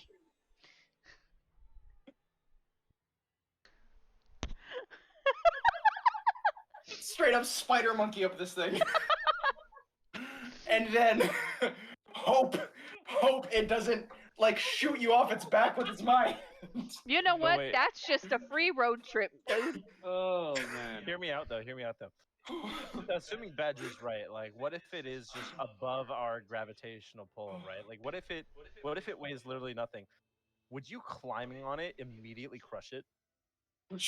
Probably. So It'd be like here's my theory, okay? If it's not the vehicle thing, okay, my theory is that it has like some kind of anti-gravitational like device that gives it the same gravity that it would have on its own planet as it does on Earth. So like say there's like a button, all right, and that's like on its chest or something, and you just like it just bops it, and then it's got the right gravity to be able to like do its thing, okay? You just crush the button. But there's another thing though. Like, aren't planets that are further away from the sun denser? So like, if it lives on like a dense planet, wouldn't its genetic makeup make it naturally like denser? So like, if Yeah, it was that's like from why like I an was ice saying planet it would or have something. like it would have to have some kind of device that allows it to Yeah. match our. But who's to say the Gravity. levitation device isn't the suit itself? So with Ah, that, like if it took slice. it off and it's just like, all right, that's how you want to play, it just comes out and just like gives you that, that 14 piece, right? with the side of fries, because you just decided, hey, we're gonna fight today. But so here's my thing, okay? If it took off the suit and the suit is giving it the same gravitational like pull and like density as us, right? I don't know if you've ever thrown a punch underwater. Would it be similar to that? Like where it's slow-mo? Is it like throwing a punch through water? Or is it like throwing a punch while floating on air? Sci-Fi Gamer says that it isn't entirely how it works. Planetary density varies a fair bit. That makes sense, yeah. I mean, they like vary in shape and size. I don't know how much so, like, that. in theory, I don't know how much that. In theory, changes things up under in my this. theory, if it took off the suit and it's coming at me slow-mo, I'm just walking away. Like, At that point, I just feel bad. It's like, I'm gonna get you. You could literally just walk. Oh my god! backwards Wait, and be like, it's hey, just the it's hey, just come at me. Hey, bro, come at me. it's hey, just come at me. it's just the doom snail scenario where It's like- it's the snail that's following you, and if it catches you, you die. And the other thing is that it doesn't necessarily kill you when it catches you. It just has to hit you a couple times, maybe. Okay, but Depending on here, how strong. Yeah, you look at those arms. They are those. They are. So in Wild card, and though. it's weird to me that they Bad. draw it with arms and they give it arms, because in the reports, the people who reported the sighting said that they couldn't tell if it had arms or legs. So I just think it's weird that people draw it with arms. But I think that's just a human thing. Like, if it's human-esque in form, we give it arms. Well, let's So if just it go with doesn't- the fact that it has arms and just has a skirt. Like And in it's the heavy. image. And no, that it's not heavy, because it can't be heavy if it's floating. Oh, yeah. Okay. Well, I mean, if anything, honestly, like, I'm pretty sure this thing's like a clean shot. You just need like one good one, and then it's down. Now So- I just need to release a T-shirt that says, "Could you beat the Flatwoods monster?" Could you throw hands with the Flatwoods monster? I think they could So likely assume sell it me. doesn't have arms. It could have just been a machine designed to obscure its form from observers. That's true. It could be In a that cloaking case- device. In that case, I'd be even more terrified, because if it's a machine that I mean, we can just assume it has weapons. That's why its eyes are glowing. Or how about the fact that Oh, if it's a no. machine, it could literally just be creating its own levitation field, meaning it could weigh literally like thousands and thousands of pounds. And like especially considering it's extraterrestrial in some way. So like you have to assume that it's just really advanced, and even touching it could just Die. It would just disintegrated. collapse into goop. You're just goop. Who's to say it doesn't have a force field of some kind that instantly disintegrates any living creature it touches? Or, even funnier, you go to punch it, your hand breaks. It's crazy. Just like kind of thing. The force field Congrats, you're goop. generates so much force that your arm just I completely present that dissolves. I am powerful enough to get past that. It would make more sense for humans to build machines to send on long-distance missions in space. So why would that not be the same principle for whatever this might be? So That makes so much okay, sense. but because, like we're oh, going shit. over, we're going under the theory that this race, this civilization, is much further advanced than we are. So potentially they've mastered the space flight and light year travel and all of that fun stuff already. But I think what sci-fi is referring to is that, like, you know, speaking of it from the perspective of like civilization, if I, like, you know, like, think about like NASA sending like satellites, or not satellites, but like rovers to Mars and stuff. Like, in the event that there's actually something on there, I, as an astronaut or extraterrestrial being, do not want to find out if it is hostile or not. So, But then under if I the were in same their shoes- principle, what if they had been observing us from up to that point?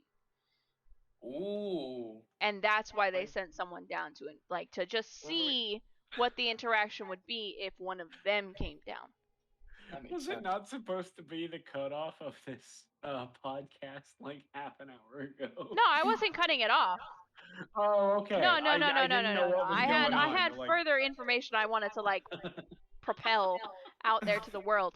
All right. I Moving just wanted to forward. make sure. So we're Moving good. forward, because we have deemed that I would be the one to fuck around and find out. Okay. Badger would fuck around but probably not find out, but I would wait to find out. I would fuck around and either find out by death or find out by trial. So, trial and error.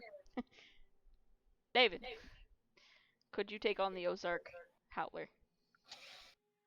I don't believe so. I'm I on my know when way. it comes to animals already, I have problems even you know, wrestling dogs. You know, obviously I'm not trying to kill dogs, but for the example, I'm not capable of fighting animals. I'm too sympathetic to them. You only fight 3 animals. What do you mean? I only fight 3 animals? You said you're not a but hang on. I'm so confused. Badger.exe No, has stopped working. I misheard what he said. I was typing something and I heard him say, "I only fight 4 animals." But no, he only fights 3 animals. 4 animals is too many. I misheard. I am terribly sorry. I have derailed again. All But right. do I think I would try? No, not really. I like animals too much. I sympathize with animals very much. Like, I'm even for the most part against hunting unless it's strictly for the aspect of culling, where like there are a lot of animals that are heavily invasive. But for something that I think would be so rare, I wouldn't even try to fight something like that unless it was absolutely fight or flight survival. And even then, do I think I would win? Probably not. Especially because this creature was supposedly like so loud, it was probably heavily disorienting. So I guarantee you, I probably get fucked in this situation, or freaked up in this situation. All right. So no, I wouldn't even try to fight it per se. All right. So he's not even trying. All right, Jay. This thing's dead. I would absolutely fuck around and find out. Considering that it is a predator, it's going to come after me first, so it just becomes a question of physics. If I have a sharp enough rock, or not sharp enough rock, sharp enough stick, and it comes at me at the correct angle, it is dead. But that also implies that everything happens perfectly to a certain extent. My chances of success are very, very low, all things considered. However, would I be able to stand a chance? I would say that the odds aren't necessarily in my favor, but they're still odds. So yeah, I would absolutely fight this thing. In terms of like like its deafening like roar or whatever, you can just scream at it and it'll just cancel it. Like it'll just cancel out the sound waves. I'm not even joking. Like you can legit like just create your own like force field of sound just by screaming because it's your sound waves against theirs. So if anything, like your own voice could prevent the disorientation of like the initial roar. So I mean, there are ways to, I would say like it's not impossible to get a hand up on this thing. But before let me just preface everything that I just said with the fact that like if it's not coming after me, I'm not gonna go out of my way to abuse animals. But like with anything, with anyone or anything in particular, if I feel threatened and I feel like I'm going to die, it's gonna be me or them. Like that's it. That's it. It's either me or them, or there's both. a miracle where I can run, or both. Yeah, no, forget it. Like on I'm the floor, going. You're going with me. on the floor, last stand style, like I'm crawling. So I would absolutely fight this thing. I don't care the size. Like I mean, you can scare off a bear. So if you're smart enough to do Puff it, up your chest a little bit. yeah, yeah. Like animals are really no different than like your high school. I'm about to go out and try. All right, Badger. Yeah. Could you take on the Ozark Howler? Could I take on the Ozark Howler?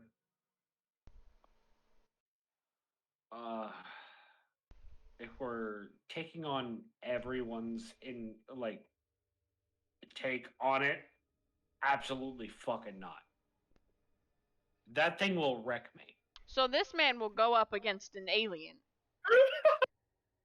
The alien with is one zero thing. hesitation. The alien is one thing. This thing is a monster. It will maul me first. It will take out my arms, make sure that my legs are completely incapacitated, and it will take my neck instantly, snapping it to the right, maybe to the left, and then maybe possibly to the right again. He gonna throw in a death roll there? I will be more than dead. I will be paced for it and its children, and I would probably not blink otherwise. But that is just a conspiracy theory. I think there's an assumption He of home field said this year. he said ETs. Nah, they're just get your ass over here. But a large cat. Here's the thing: I can take the aliens by surprise because they might be coming in peace. Mm-hmm. I can at least just put a fist through their freaking face if they're that fragile, wanting to be on our Earth, not understanding our gravity. You make that assumption that they don't understand our gravity, though. Could I just mention about the Flatwoods monster? If we look at it based on the shape of them, how much do they look like the creatures from Mars Attacks? How much do they look like eggs? I mean, the Flatwoods monster, just based on the image alone that we've seen with it, even when you go on Google, it kind of looks like a silhouetted version of the aliens from Mars Attacks. And if that's the case, they're literally just gonna vaporize you. Yeah. Just gotta play some real wild music. It's just Axel F. Yep. Okay, so.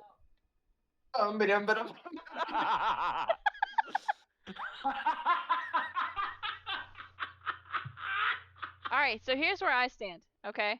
Alright? So I am the person. Some crazy okay? frog, my guy. I am the person who, when my friend's dog was eating a hanger, I, without hesitation, at 15 years old, at 145 pounds, stuck my whole arm down the throat of a red-nosed pit bull to get a chunk of hanger out of its throat. I beg. Zero hesitation. Okay? You are. Would I killing my fight cause. it? No. No, I wouldn't fight it. But I'd wrestle that motherfucker to the ground. David, you can stop her at any time. David, please. Here's what I would do. Okay, here's what I would do. Your I would face wrestle tells it. me everything. We must send the bombs. I'd wrestle it to the ground. Okay, I'd wrestle it to the ground, and then I'd give it belly rubs. Oh shit! We're still in the. Are we still on the podcast? Yes. Oh. No. So. I am never getting back on this one. Listen, I did not just get a cat for no reason. Okay? Yeah. That is a cat. You know what they have at the end of their hands? Razor blades. Okay? Do you know what I don't? You know what I have never hesitated to do with any animal? Get something out of its mouth. If it's got my leg in its mouth, my leg is coming out of its mouth. I will say, I get where you're coming from, right? But I get where you're coming from. But the same energy that you had to save a dog is not gonna be the same to save yourself from a cat dog. No. That's why I said I didn't say I was gonna stick my arm down its throat. No. Listen, what I said was I was gonna wrestle it to the ground and give it belly rubs. That's it. And if it screams at me, I'll scream back. Okay, I'm loud as shit. So your solution is peace. Diplomacy. Diplomacy. And head scratchies. Oh, and head scratchy, yeah. But I almost always have snacks near me of some kind. Okay. So like I would also give it snacks. So assuming your improvised weapon is a backpack filled with cat snacks. That's a backpack filled with catnip. I don't know what you're talking about. Also bars, but yeah. If I'm going out in the all I'm saying is doom music starts, I would regardless. All I'm saying, okay, is assuming that I boombox with the Doom soundtrack in it. You just walk you walk like from out of a tree, right? Like you walk from like behind a tree. The thing's just sitting there, and then all you hear is like a click, and then dun dun dun dun dun dun dun dun. Death metal starts blasting. Like... Even better, okay? Even better. It's just the JoJo's theme. And you just strike a pose. I'm done. The cat gets up on two legs, poses, and then you see like some Japanese text off to the side.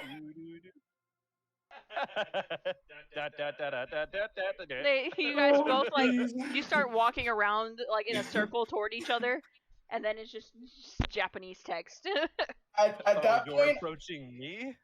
At that point, I would say we could take him, But as soon as we hear like Zawardo, I'm leaving. I'm done. I'm out of there.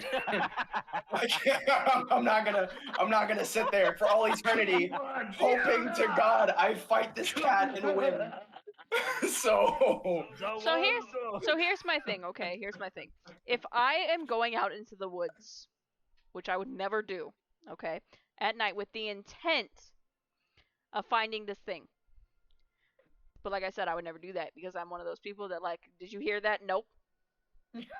Nope. No, I didn't hear that. Bro, it was right out the nope. Bro, it's at the window. I see no, you don't. What do you mean? It's a smudge. It's a smudge on the lens. Something's looking in the window. No, it ain't. It's a smudge on the lens. Smudge on the lens. It's right next to you.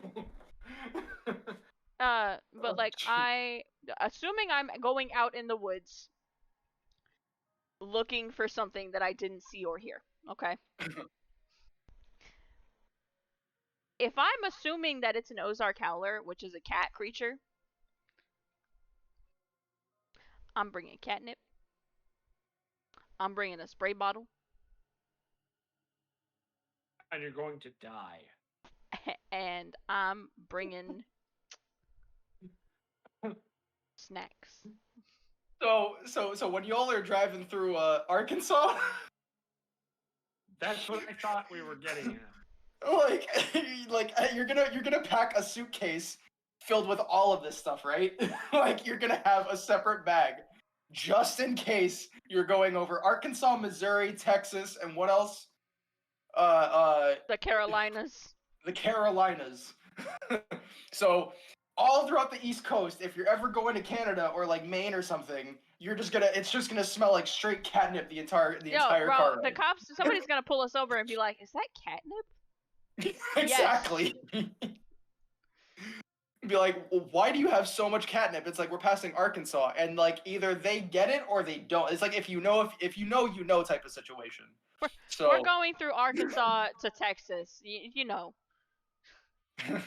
Like, half of the populace is gonna be like, "Oh," the other half is why. No, I'm serious though. I have the energy of, if you heard it, no, you didn't. If you saw it, no, you didn't. Okay. well, see, but if it sees me, it also saw snacks. So I mean, it's okay. Yeah, sci-fi's like me. Like I'm gonna like, thanks to my amazing spice tolerance, I'm gonna like jerry rig some capsaicin or something, and hope that it is not immune to such pesticides. The other thing is I when it comes to cryptids of the non wood crawler skinwalker variety. If you know, you know. I don't mind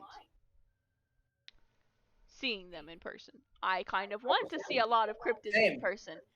Bruh, like, however, like however, I am not the one that's going to go look for them. Oh, word. If I see them, one of two things is why I see them. They found me. Hello. Or I winded up in the wrong side of the Appalachia. It's crazy. So like for me, it's like I'm right there with you, except for like for me, it's like that meme where it's like oh man, it's like when like your sleep paralysis demon like shows up out of nowhere, and then it's like when you've been alone for a while, and it's like your sleep paralysis demon or something, and then it's like the dude with like the covers, but like his butt's exposed. That'd be me when it comes to cryptids. I just be like, listen, I'm here. I'm here. So, like take me. So like, here's my thing, okay? I'm the person that when something moves by itself, I yell at it. I've had things thrown across rooms toward me, and I'll be like, "You better cut it the fuck out." Oh yeah. You better stop. Stop. I'm in that same camp. I'm just like, bro, not the day. And then like next thing you know, it's just quiet like all throughout. Matter of fact, I actually had a not to go like a little bit off the rails, but I actually had a trainer. I was working at a job one time, and I had a trainer that who was training somebody else that claimed they could see spirits. And then, like, she was, like, mid-training, she was just like, yeah, there's this little girl next to you that passed away, and she thinks that you're her mom. And then, and then the trainer was just like, oh, I'm not your mother. Please leave me alone. And the next thing you know, the chick that she was training was just like, oh, yeah, no, she left. And like weird. since that, I mean, like, if there's any sort of phenomenon where like that something like that happens, or like I'm granted that sort of, like, I guess, supernatural ability to see spirits, I would be like pretty much like in that same boat where I'd be having like full-blown conversations. I mean, to the point where like I'd seem delusional, but at this point, like, it's 2023. What is considered delusional anymore? I mean, listen, I'm afraid of the dark. Mhm. But like, I also yell at the dark. Yeah. Because I'm afraid of the dark. I'm one of those people that doesn't really have a flight sequence. It is fight or nothing. It's fight or I'm bored. Yeah.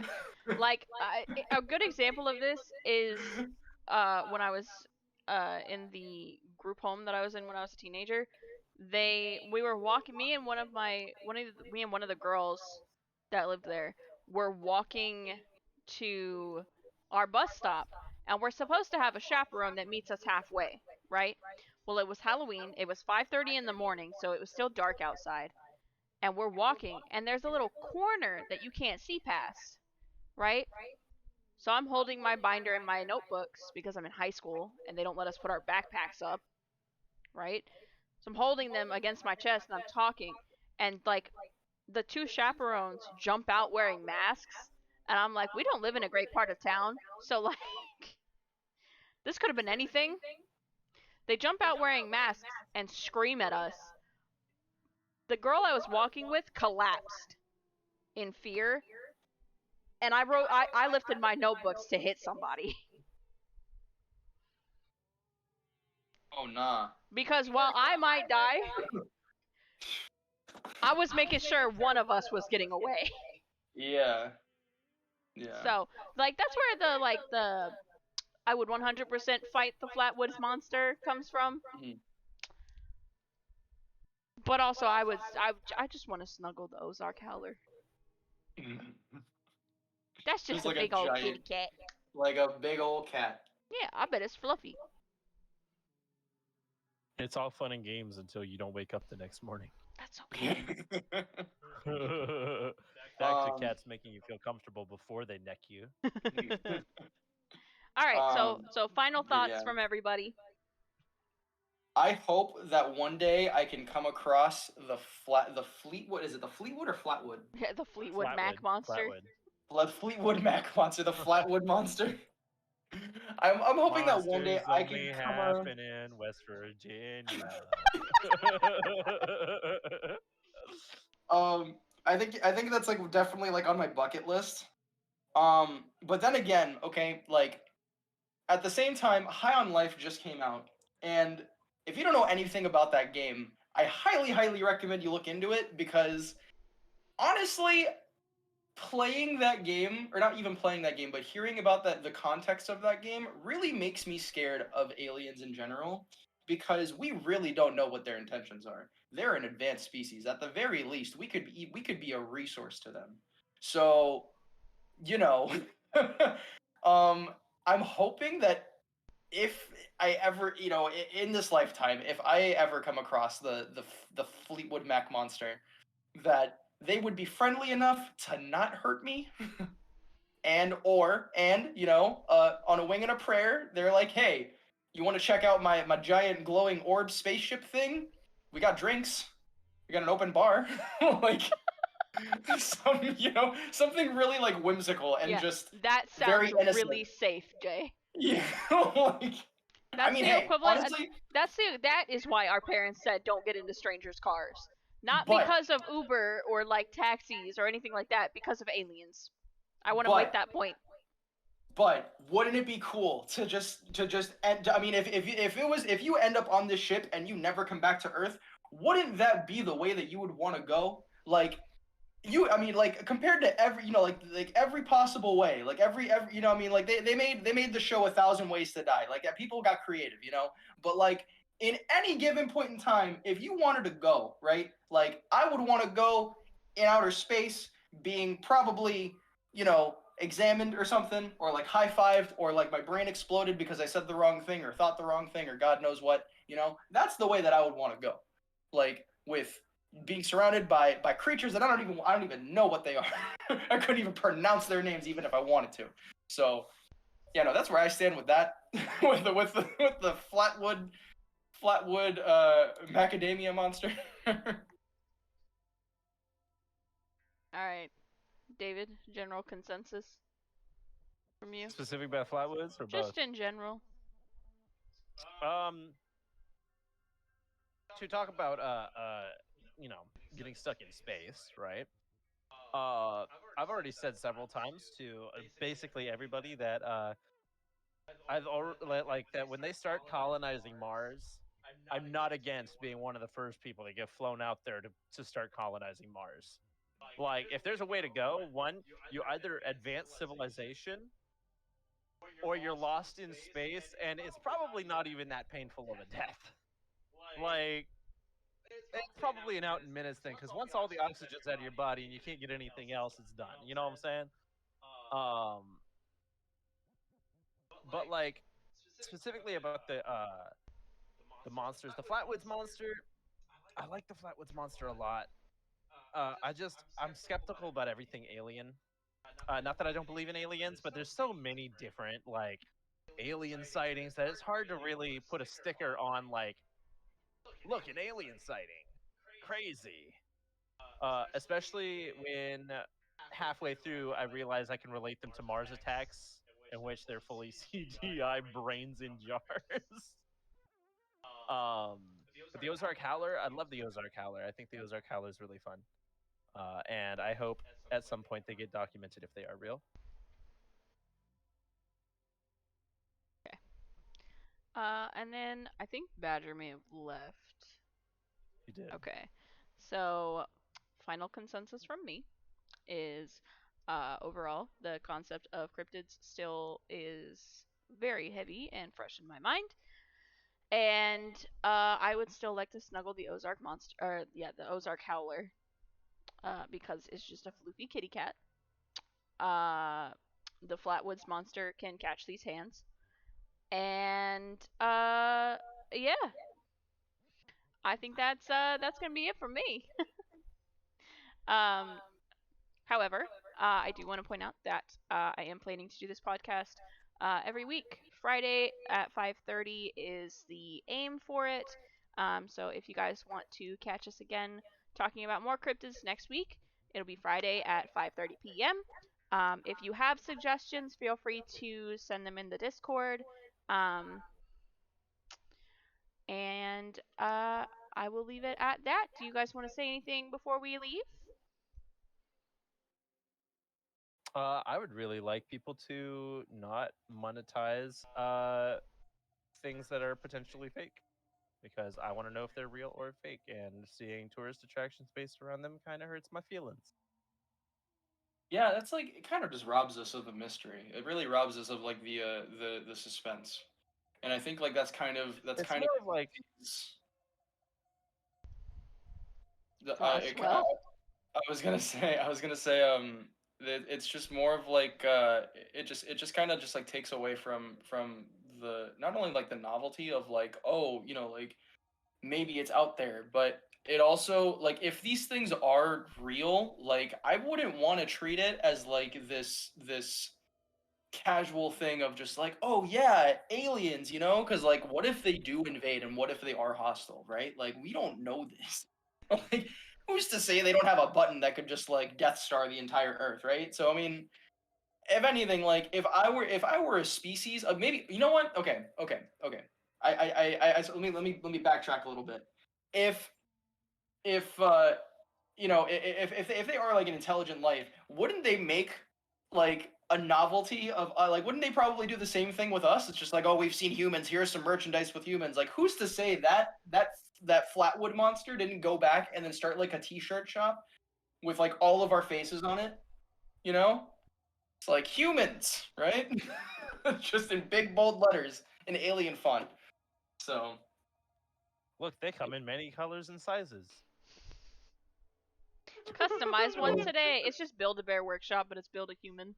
So yeah. it's like, look at my OC. My HC. They're living vicariously through fan fictions about humans on Earth. It's the only connection they have to human internet is a Tumblr post. Oh no! Even worse, it's just 4chan. Oh my gosh, dude! If that were the case, we'd be like vaporized. Either All right. that or their society collapsed on its feet. All right, so that's gonna be it from us today. Like I said, Fridays at 5:30 p.m. EST. Stay safe and don't get into unknown spacecraft. Jay, What don't do you do mean? that. Come on. Don't do. do that. I'm going to Arkansas right now. I'm planning a trip. Stay safe. I'm gonna go out in the woods and just lay there. You never really know what's out there. And that's gonna be it from us at Coven of Cryptids. Bye. Peace out.